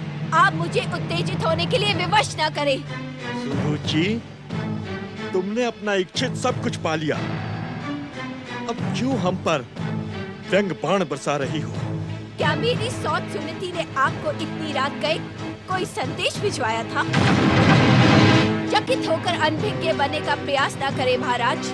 मैंने अपने कानों से सुन लिया है। अभी अभी आप एक पुरुष से सुनीति के विषय में बात कर रहे थे। मुझे जागता देखकर वो यहाँ से भाग गया। कौन था वो? ये तुम्हारा भ्रम है पटरानी। सुनीति का संदेश लेकर यहाँ कोई नहीं आया था। मैं अपने कानों की सुनी को अनसुनी कैसे कर दूं महाराज? सत्य कहें, क्या आपने महामंत्री को कारागृह से मुक्त करवा दिया है? क्या सुनीति का हित चिंतक, वो अभागा मूढ़ बुद्धि महामंत्री इस समय सुनीति का आदेश लेकर आया था? अपनी कल्पनाओं को विराम दो पटरानी, और यदि तुम्हें हमारी बात पर विश्वास नहीं है तो इसी समय कारागृह में जाकर देख लो। महामंत्री के कारागृह में होने की बात पर तो मैं विश्वास कर लूं, किंतु इस बात पर मुझे तनिक भी विश्वास नहीं कि इस समय हमारे कक्ष में आपसे कोई मिलने नहीं आया। आप मुझसे असत्य न कहे महाराज। मैं इस विषय में तुमसे कोई बात करने का इच्छुक नहीं हूँ।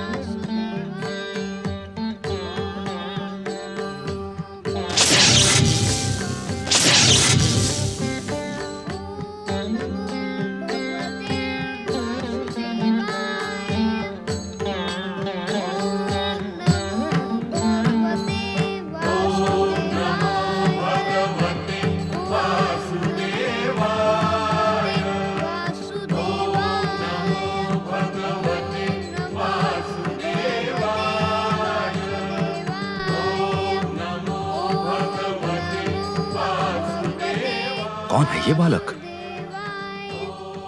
हमारे मधुवन में हमारी आज्ञा के बिना क्यों चला आया? कहीं से इसकी मृत्यु तो यहां खींचकर नहीं ले आई? कहीं ये दुष्ट बालक हमारे सोए हुए राक्षस तत्व को जगाने के लिए तो नहीं आया?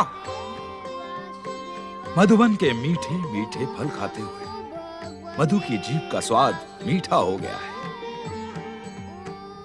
अब इस बालक को खाकर मैं अपनी राक्षसी शक्ति को पुनः जागृत करूंगा।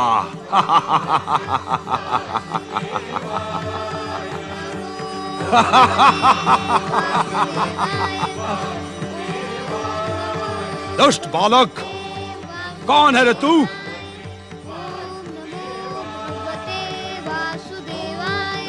उत्तर दे, अन्यथा एक ही प्रहार में तुझे समाप्त करके अपना निवाला बना डालूंगा।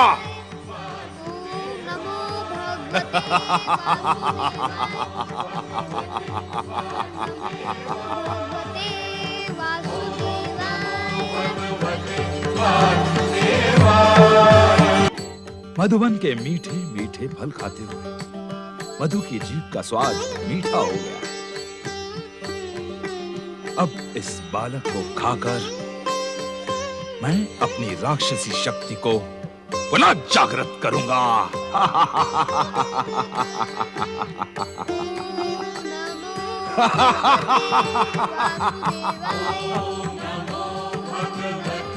दुष्ट बालक, कौन है रे तू?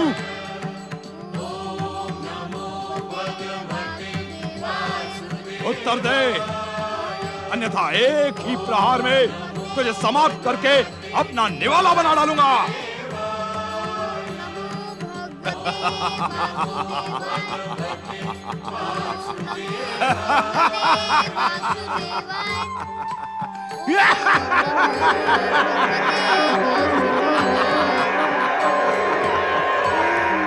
भगवते वासुदेवाय।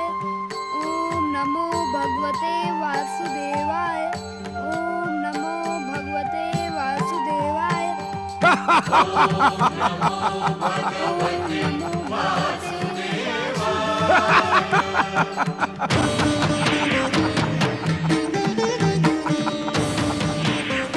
दुष्ट बालक, मधुवन के स्वामी मधुराक्षस के प्रश्न का उत्तर दे, अन्यथा हम तुझे अपनी दोनों हथेलियों से पीस डालेंगे और तुझे अपना निवाला बना लेंगे। राक्षस राजमधु, मैंने आपका क्या बिगाड़ा है जो आप मुझ पर इतना क्रोध कर रहे हैं? तूने इस मधुवन के नियम को तोड़ा है। मधु राक्षस की आज्ञा के बिना इस मधुवन में कोई भी जीव प्रवेश नहीं कर सकता। बता, कौन है रे तू? मैं ध्रुव हूँ। ध्रुव? हाँ राक्षस राजमधु, मेरा नाम ध्रुव है। इस मधुवन में क्या कर रहा था तू? मैं इस एकांत वन में अपने आराध्य श्री भगवान विष्णु को प्रसन्न करने की आराधना कर रहा था। ये भगवान श्री हरि विष्णु है कौन? क्या पूछते हैं आप? जैसे आप इस वन के स्वामी हैं, वैसे ही मेरे आराध्य जगदीश्वर श्री विष्णु इस संसार के स्वामी हैं, जगत पिता और त्रिलोकीनाथ हैं। उनको प्रसन्न करके तुझे क्या प्राप्त होगा? यह पूछे राक्षस राजमधु कि उनकी प्रसन्नता के पश्चात क्या नहीं प्राप्त होगा। वे अपने भक्तों की समस्त मनोकामनाएं पूर्ण करते हैं। समस्त मनोकामना पूर्ण करते हैं? हाँ राक्षस राजमधु, इसी कारण मुझे अपना निवाला बनाकर आपको कुछ भी प्राप्त नहीं होगा। कृपा करके आप मुझे मेरे तप स्थान पर बैठाकर भगवान विष्णु की आराधना करने दें। क्या कामना है रे तेरी? भक्त वत्सल भगवान विष्णु के दर्शनों से अधिक किसी भक्त की क्या कामना हो सकती है? तुझे मुझसे भय नहीं लगता भोले बालक? राक्षस राजमधु, आपने मुझे अपनी हथेलियों से नहीं पीसा, अपना निवाला नहीं बनाया और मुझसे प्रश्न पर प्रश्न पूछते जा रहे हैं। इसका अर्थ यही है कि आप मुझे मारना नहीं चाहते। इस कारण मैं आपसे भय क्यों करूं? भोले बालक ध्रुव, मुझे भी तुम्हें देखकर क्रोध नहीं आया था। मैं तो तुम्हें भयभीत होते देखना चाहता था, परंतु तुम भयभीत नहीं हुए। तुम्हारा साहस देखकर मधु प्रसन्न हुआ। ओम नमो भगवते वासुदेवाय। ओम नमो भगवते वासुदेवाय। ओम नमो भगवते वासुदेवाय। ओम नमो भगवते वासुदेवाय। ओम नमो भगवते वासुदेवाय। धन्य है आप प्रभु, धन्य है आपकी लीला और धन्य है आपकी भक्ति करने वाले भक्त। नारायण नारायण। मधु जैसा भयानक राक्षस जिसने शनिदेव और राहु को मधुबन से भागने के लिए विवश कर दिया, अपने भक्त के लिए आपने उसका भी कठोर हृदय परिवर्तित कर दिया। धन्य है आप। जय जय श्री विष्णु, जय जय श्री विष्णु। सूर्य पुत्र शनिदेव, अब मैं भी आपसे भय नहीं करूंगा, क्योंकि तुम्हें अपने भगवान विष्णु पर अपार श्रद्धा है। यदि मैं तुम पर क्रोधित होकर अपने कुदृष्टि का प्रयोग करूंगा तो तुम्हारे जगदीश्वर भगवान श्री विष्णु अपने चक्र सुदर्शन से मेरे टुकड़े टुकड़े कर देंगे। यही ना नारद? सूर्य पुत्र शनिदेव, ये आपका भ्रम है। जगदीश्वर भगवान विष्णु किसी को नष्ट करने की कामना नहीं करते। अर्थात नारायण नारायण। सूर्य पुत्र शनिदेव, अर्थात का उत्तर आप न सुने तो ही उचित होगा। भाषा की चतुराई प्रस्तुत करके तुम शनिदेव को भ्रमित करने का दुस्साहस ना करो नारद। अर्थात का अर्थ बताओ। अर्थात सूर्य पुत्र शनिदेव, जगदीश्वर भगवान विष्णु तो भक्त वत्सल है, दया के सागर है। वो अपने भक्तों को आपके दिए हुए कष्टों से बचाने का कार्य करते हैं, किंतु जब किसी का क्रोध और दुस्साहस उनकी परम पावन सत्ता को चुनौती देने का दुस्साहस करता है, तब वे जगदीश्वर भगवान विष्णु उसके असत्य को खंडित कर देते हैं। नारायण नारायण। नारद, मेरा मान उपेक्षा और मेरा परिहास करने का परिणाम तुम्हें भुगतना ही होगा। ये सदा स्मरण रखना कि मैं शनि हूँ, शनि। ओम नमो भगवते वासुदेवाय। ओम नमो भगवते वासुदेवाय। ओम नमो भगवते वासुदेवाय। भोले बालक ध्रुव, यदि मैं भी तुम्हारे समान संसार के स्वामी श्री हरि विष्णु की आराधना करूं, तो क्या वे मुझे भी दर्शन देंगे? असुरराज, भक्तवत्सल भगवान अपने भक्तों को कभी निराश नहीं करते। मुझे पूर्ण विश्वास है कि वे आपकी प्रार्थना का उत्तर मेरी प्रार्थना से पूर्व ही देंगे। ऐसा क्यों भोले बालक? असुरराज, जिस हृदय के भीतर तामसिक तत्व हो, उसमें भागवत भक्ति जागृत होना असंभव होता है। किंतु मधुबन के मीठे मीठे फल खाकर आपकी तामसिकता नष्ट हो गई है। भागवत भक्ति के साथ ही आपकी सात्विकता का उदय हुआ है। इसका मुझे पूर्ण विश्वास है कि जगदीश्वर भगवान विष्णु आपकी पुकार का शीघ्र उत्तर देंगे। मैं स्वयं आपकी मनोकामना पूर्ण करने की उनसे प्रार्थना करूंगा। और तुम्हारी मनोकामना का क्या होगा? असुरराज, भक्त के हृदय में अपने से अधिक दूसरों के कल्याण की चिंता होनी आवश्यक है।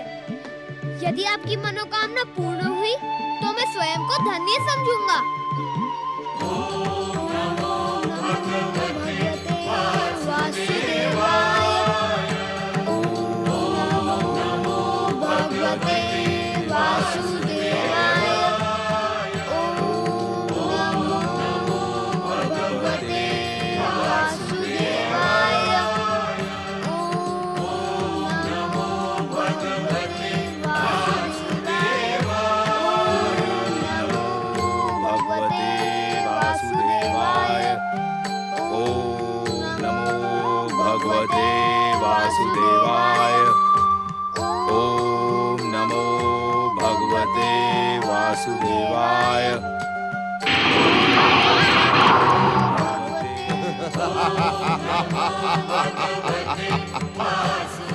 रे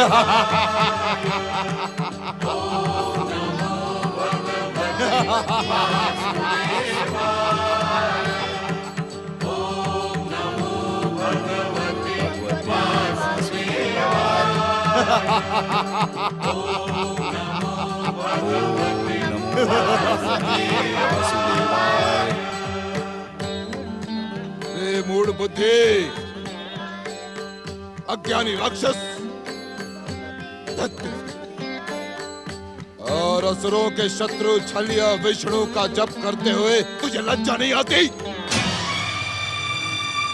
क्या तूने दैत्य जाति की अस्मिता को खंडित कर विष्णु भक्त बनने का निश्चय कर लिया है? एक बार मुझसे अपमानित और आहत होकर भी तुम्हारा मन नहीं भरा, जो पुनः तुमने मेरे मधुवन में आने का दुस्साहस किया है। शनिदेव, या तो हमारे साथ जगदीश्वर भगवान विष्णु की आराधना करो, नहीं तो शीघ्र यहाँ से चले जाओ, अन्यथा इस बार मेरा क्रोध तुम्हें नष्ट करने में चूकेगा नहीं।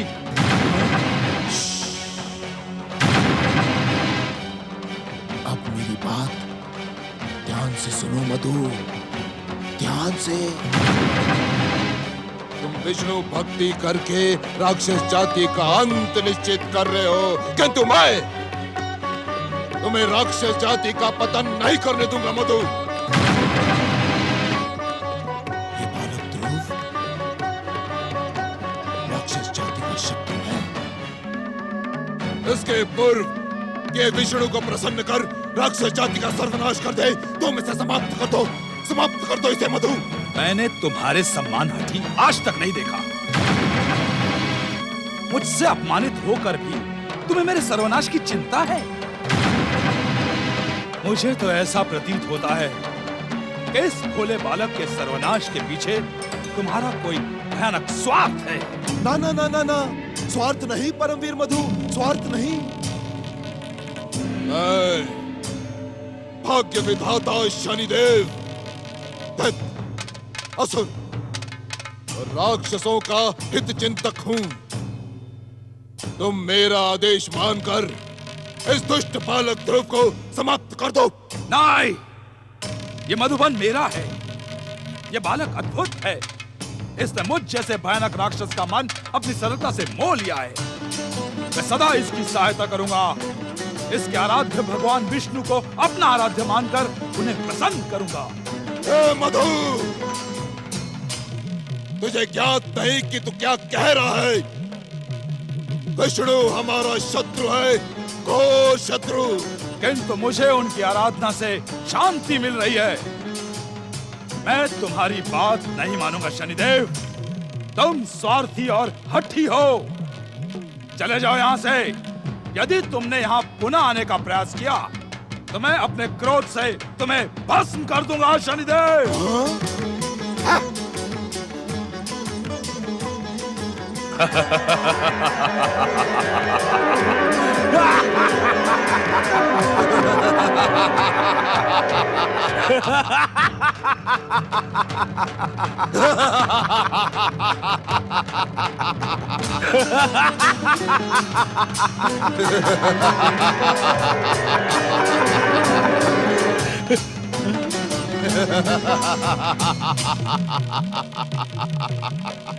दुष्ट मधु, ये ले।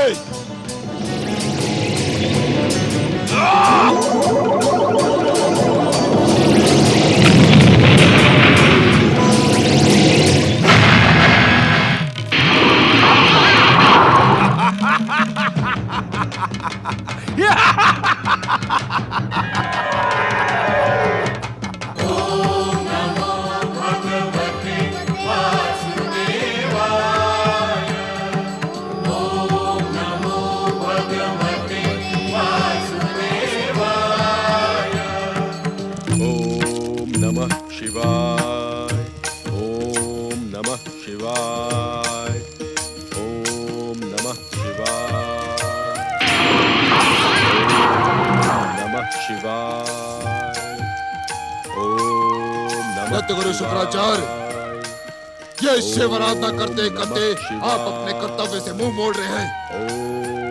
आंखें खोले और मेरी बात सुने। ओम नमः शिवाय।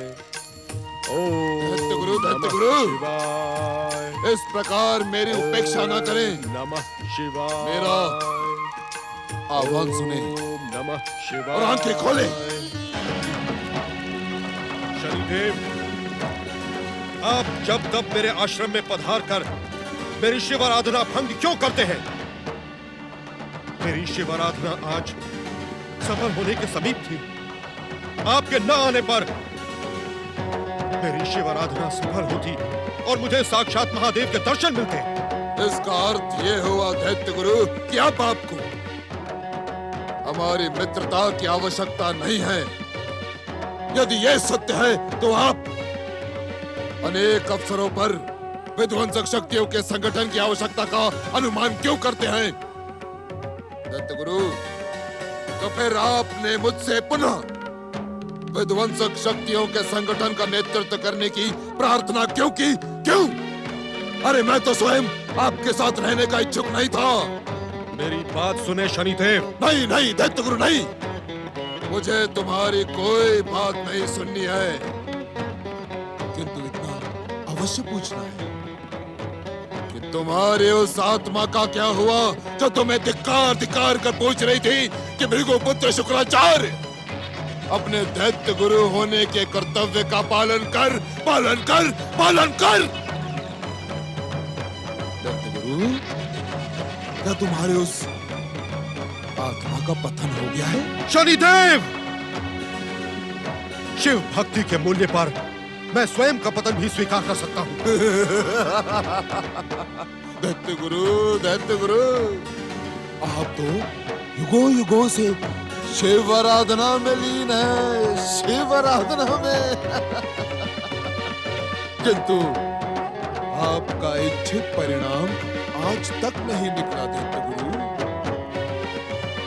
आपकी शिव आराधना के कारण दैत्य, राक्षस और असुर जाति की शक्ति समाप्त होते जा रही है। दैत्य गुरु, आपकी शिव आराधना के कारण यदि आपको दैत्यों के दुर्दशा की तनिक भी चिंता नहीं तो उतार फेंके ये दैत्य गुरु का चोला, उतार फेंके और कैलाश जाकर शिवगण बन जाएं।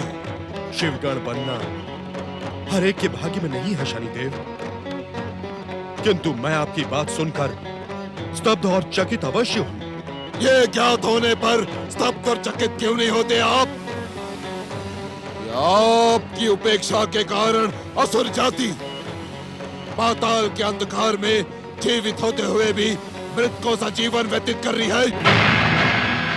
ये सत्य सुनकर चकित क्यों नहीं होते आप कि त्रिदेव ब्रह्मा, विष्णु, महेश एक दूसरे के विरुद्ध कदापि नहीं जाएंगे? दैत्य गुरु, शनिदेव, इस समय आपके भयानक क्रोध का कारण क्या है? आपको भली भांति ज्ञात है दैत्य गुरु शुक्राचार्य, भाग्य विधाता शनिदेव का क्रोध किसी भी विष्णु भक्त को देखकर ज्वालामुखी के लावे की भांति धधकने लगता है। आपके उपेक्षा के कारण दैत्य गुरु, आपकी उपेक्षा के कारण मधुवन का राक्षस मधु हमारे परम शत्रु विष्णु की भक्ति में लीन हो गया। आपकी उपेक्षा के कारण मुझे आपकी बात पर विश्वास नहीं होता। दैत्य गुरु, भाग्य विधाता शनिदेव की बात पर विश्वास करने का दुस्साहस ना करो। आपके उस दुष्ट मधु राक्षस ने विष्णु भक्ति को स्वीकार ही नहीं किया, अपितु विष्णु की कृपा प्राप्त करके मुझे और दैत्य सेनापति राहु को आहत करने का दुष्कर्म भी किया है। विध्वंसक शक्तियों के अधिष्ठाता शनिदेव और दैत्य सेनापति राहु को आहत करने की शक्ति रखने वाला असंभव, असंभव, असंभव शनिदेव, मैं इस बात पर विश्वास नहीं कर सकता। आप इस सत्य की भी उपेक्षा नहीं कर सकते दैत्य गुरु। आपके उस मधु राक्षस ने मेरी विध्वंसक शक्तियों को ललकारा है, मेरी भाग्य विधाता शनिदेव की। उसने राहु को आहत किया, राहु को आहत किया दैत्य गुरु।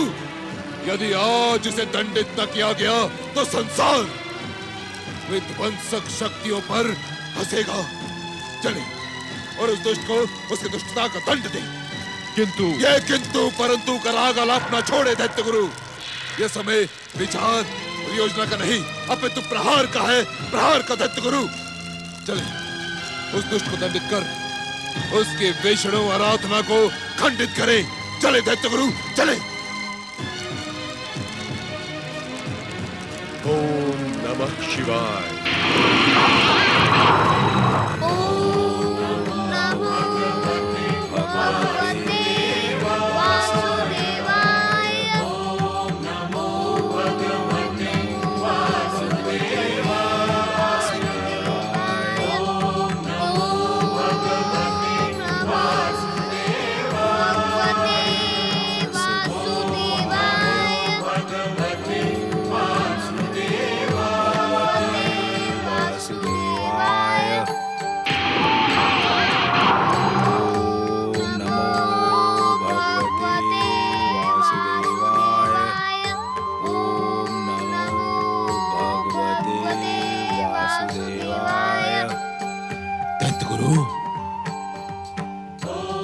हो रहा मधु और वो विष्णु भक्त ध्रुव।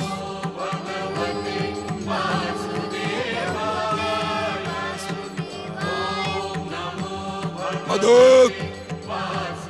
आंखें खोल और देख कि कौन आया है। आंखें खोल।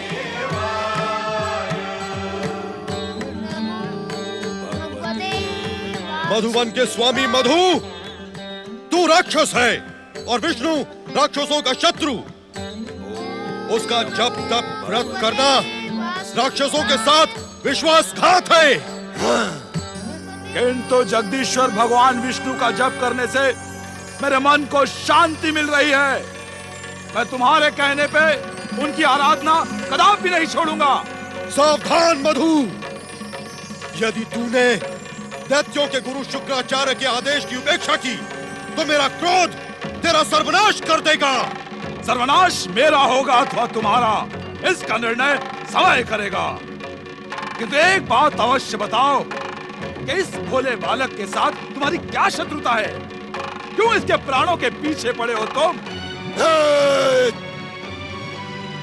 हमारी शत्रुता इस बालक से नहीं अपितु उस छलिया विष्णु से है, जिसने अपने छल से सदा ही राक्षस और असुर जाति के साथ पक्षपात किया। तुम विष्णु की आराधना करके दैत्य जाति को अपमानित कर रहे हो मधु। नहीं शनिदेव नहीं, अपमानित मैं नहीं कर रहा, अपितु अपमानित तुम कर रहे हो। बार बार मेरे प्रहार से आहत होकर भी मेरे मधुवन में आने का दुस्साहस कर रहे हो। क्या तुम वीर राक्षसों के स्वभाव से परिचित नहीं? मधु, राक्षसों के किस स्वभाव से परिचित करवा रहे हो तुम? क्या दैत्य गुरु शुक्राचार्य भी वीर राक्षसों के स्वभाव से परिचित नहीं है? राक्षस अपने शत्रु से एक बार पराजित होने के पश्चात स्वयं आत्महत्या कर लेना उचित समझते हैं। स्वयं को राक्षसों के हित चिंतक बताने वाले शनिदेव, यदि तुम्हारे भीतर तनिक भी स्वाभिमान है तो चले जाओ यहाँ से और शनि लोक के अंधकार में छुप जाओ। मधु, शनिदेव का अपमान करने का परिणाम तुम्हारे हित में न होगा। अपने अपशब्दों की शनिदेव से क्षमा याचना करो। मुझे आदेश देने का दुस्साहस न करें आप। मधु, मैं राक्षस, असुर और दैत्य जाति का गुरु हूं। इस संसार का हर राक्षस, असुर और दैत्य मेरे आदेश की सीमा में बंधा है। हर राक्षस बंधा होगा दैत्य गुरु, किंतु मधु बंधा नहीं है, क्योंकि मधु ने आपसे दीक्षा प्राप्त ही नहीं की है। इस कारण मुझे आदेश देने का साहस ना दिखाएं। आपके हित में उचित ये होगा कि इसी समय इस वन को छोड़कर चले जाएं। मधु! मधु के सन्मुख उत्तेजित होने का परिणाम क्या होता है, ये आपके परम मित्र शनिदेव को भली भांति ज्ञात है।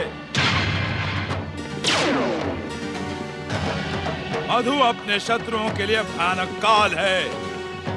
वो विध्वंस का ऐसा धधकता हुआ ज्वालामुखी है जिसकी ज्वालाओं में मृत्यु का तांडव होता रहता है। सावधान शुक्राचार्य, सावधान शनिदेव! दुष्ट मधु, विध्वंसक शक्तियों के अधिष्ठाता शनिदेव का अपमान और दैत्यों के गुरु शुक्राचार्य की उपेक्षा का परिणाम तुझे भोगना ही पड़ेगा। मैं अपनी दैत्य गुरु शक्ति से तुझे श्राप देता हूं। जा, इसी समय पाताल के अंधकार में समा जा।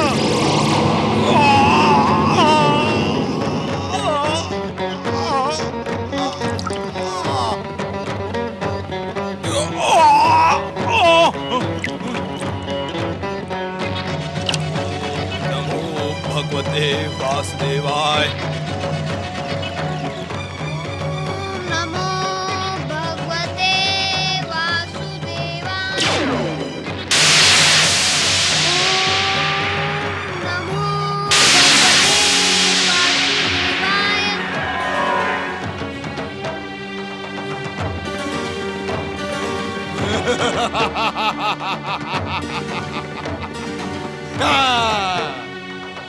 आप धन्य है दैत्य गुरु शुक्राचार्य, धन्य है। दुष्ट मधु के साथ वो हठी बालक ध्रुव भी पाताल में पहुंचकर सदा सदा के लिए समाप्त हो गया। आप धन्य है।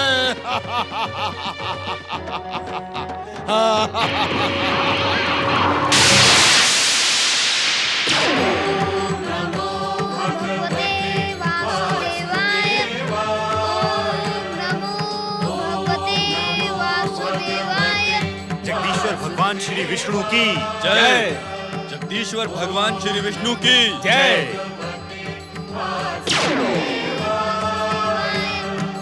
ओम नमो भगवते वासुदेवाय। ओम नमो भगवते वासुदेवाय। ओम नमो भगवते वासुदेवाय।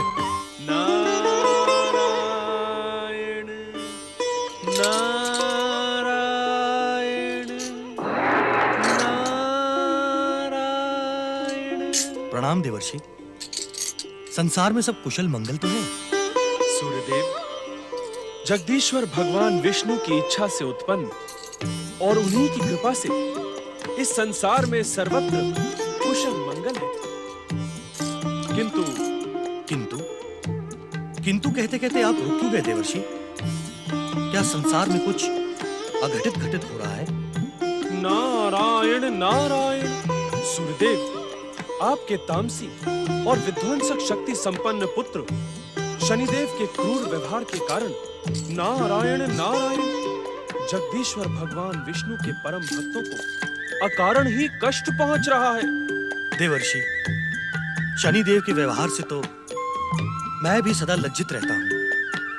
बार बार जगदीश्वर द्वारा अपमानित, प्रताड़ित, उपेक्षित और पराजित होकर भी शनिदेव का अहंकार खंडित नहीं होता। सूर्यदेव, खंडित होने के स्थान पर शनिदेव का अहंकार और भी विध्वंसक हो जाता है। इन दिनों भक्तराज ध्रुव की भक्ति देखकर शनिदेव क्रोधित है। वे ध्रुव और उसकी माता सुनीति को पीड़ा पहुंचाने का कोई भी अवसर नहीं छोड़ते। देवर्षि, शनिदेव के मिथ्या अहंकार का परिणाम भयानक होगा। जगदीश्वर बार बार उस पर कृपा करके उसे क्षमा कर देते हैं, किंतु ऐसा कब तक चलेगा? एक ना एक दिन जगदीश्वर के क्रोध का परिणाम शनिदेव को भुगतना ही पड़ेगा। ज्ञात नहीं कि मेरी अगाध भक्ति में कौन सी त्रुटि रह गई जो मुझे शनिदेव जैसे हठी पुत्र का पिता बनना पड़ा। नारायण नारायण। इस प्रकार मन छोटा न करें गृहपति सूर्यदेव। कैसे मन छोटा न करूं देवर्षि? मैं जगदीश्वर भगवान विष्णु का अंश हूं। इसी कारण सूर्य नारायण के रूप में प्रसिद्ध हूं। मेरी भागवत भक्ति भी आगाध है, परंतु ज्ञात नहीं क्यों भगवान श्री विष्णु ने मुझे सुसंतान का सुख प्रदान नहीं किया। नारायण नारायण। देवर्षि, मेरी व्यथा आपके आनंद का कारण तो नहीं हो सकती। आपको अपने परिवार की उद्विग्नता पर प्रसन्न देखकर मैं आश्चर्यचकित हूं। नारायण नारायण। सूर्यदेव, परमपिता ब्रह्मा जी ने मुझे आपके विषय में एक रहस्य बताया था। मैं यही सोचकर मुस्कुरा रहा हूं कि अब आपको वो रहस्य बताने का अवसर आ गया है, किंतु मैं ये निर्णय नहीं कर पा रहा कि बताऊं अथवा नहीं। नारायण नारायण। देवर्षि, कृपा करके उस रहस्य को रहस्य ना रखें। बताएं, क्या रहस्य है? सूर्यदेव, एक बार ब्रह्मलोक में आपके कर्तव्य की चर्चा हो रही थी। तब परमपिता ब्रह्मा जी ने कहा था कि आप 2 दिव्यात्मा पुत्रों के पिता बनेंगे। वे पुत्र त्रिदेवों के परम भक्त और आपके आज्ञाकारी होंगे। नारायण नारायण। देवर्षि, ये शुभ समाचार आपके श्रीमुख से सुनकर मैं अपना आनंद तो व्यक्त नहीं कर सकता। आप धन्य हैं देवर्षि, किंतु इतना अवश्य बता दें कि वो दोनों दिव्य आत्मा पुत्र मुझे कब प्राप्त होंगे? नारायण नारायण। सूर्यदेव, आपको भली भांति ज्ञात है कि इस संसार में जगदीश्वर की इच्छा के बिना एक कण भी इधर से उधर नहीं जाता। आप दिव्यात्मा पुत्रों को प्राप्त करने के लिए निरंतर जप तप व्रत करें। आपका मनोरथ अवश्य सफल होगा। आपका कल्याण होगा। ऐसा प्रतीत होता है कि मेरे आराध्य भगवान श्री हरि विष्णु की कृपा मुझे प्राप्त होने का अवसर अब निकट आ गया है। मुझे परमपिता ब्रह्मा जी को धन्यवाद देने ब्रह्मलोक जाना होगा।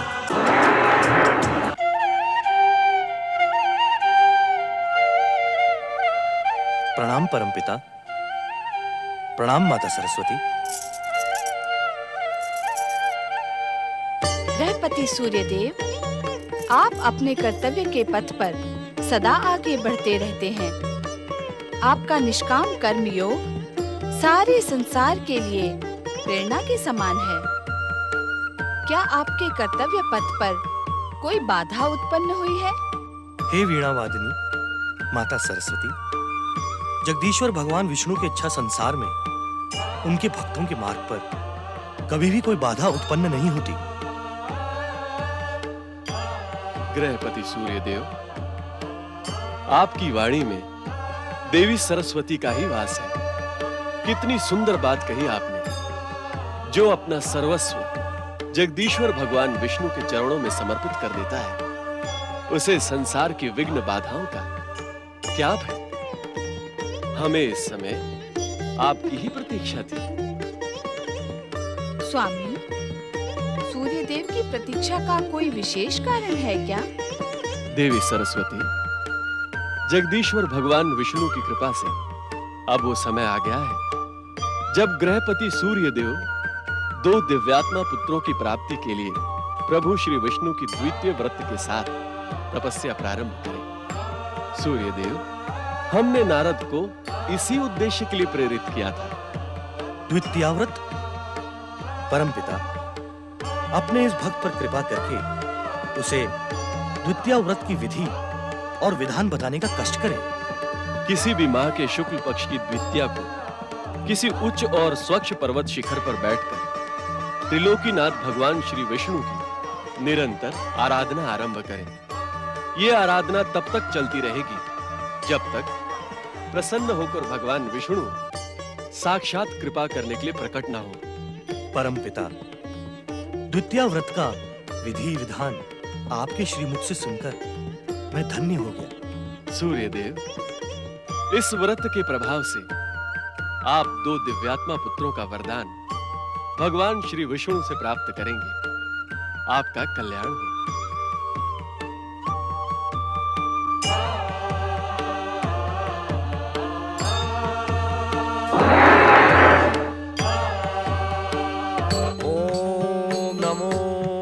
भगवते वासुदेवाय। ओम नमो भगवते वासुदेवाय। ओम नमो भगवते वासुदेवाय। ओम नमो भगवते वासुदेवाय। भगवते वासुदेवाय। भगवते वासुदेवाय। भगवते वासुदेवाय। ओम नमो भगवते वासुदेवाय।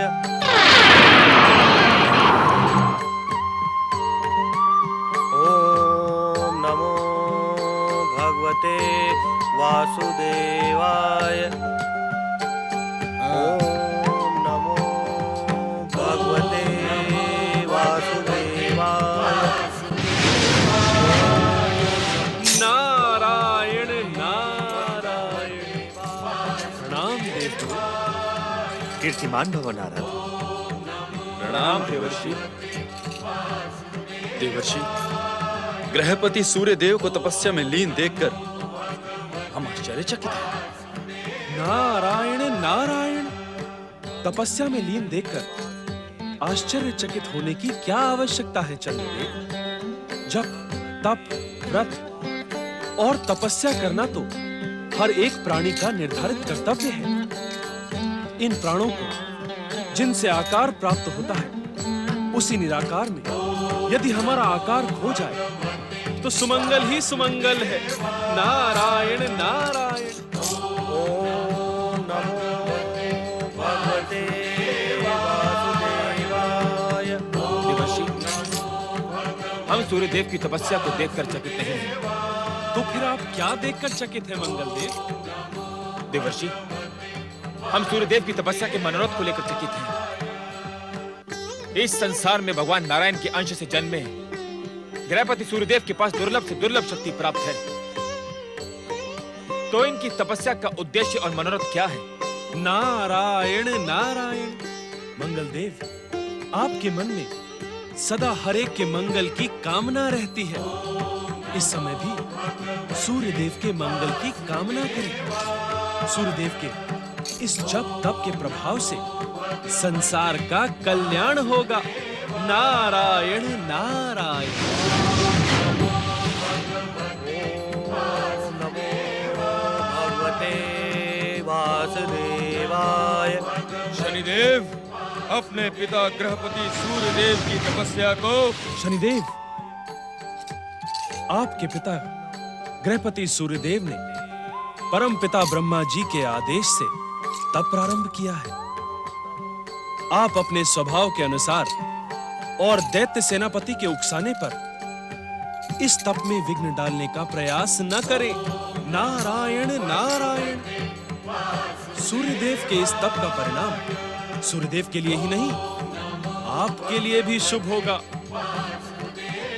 जगदीश्वर भगवान विष्णु की कृपा से आपको अपने अनेक पापों से मुक्ति मिल जाएगी। नारायण नारायण। शनिदेव का कल्याण, और वो भी छलिया विष्णु के जप तप और व्रत से होगा? असंभव, सर्वथा संभव।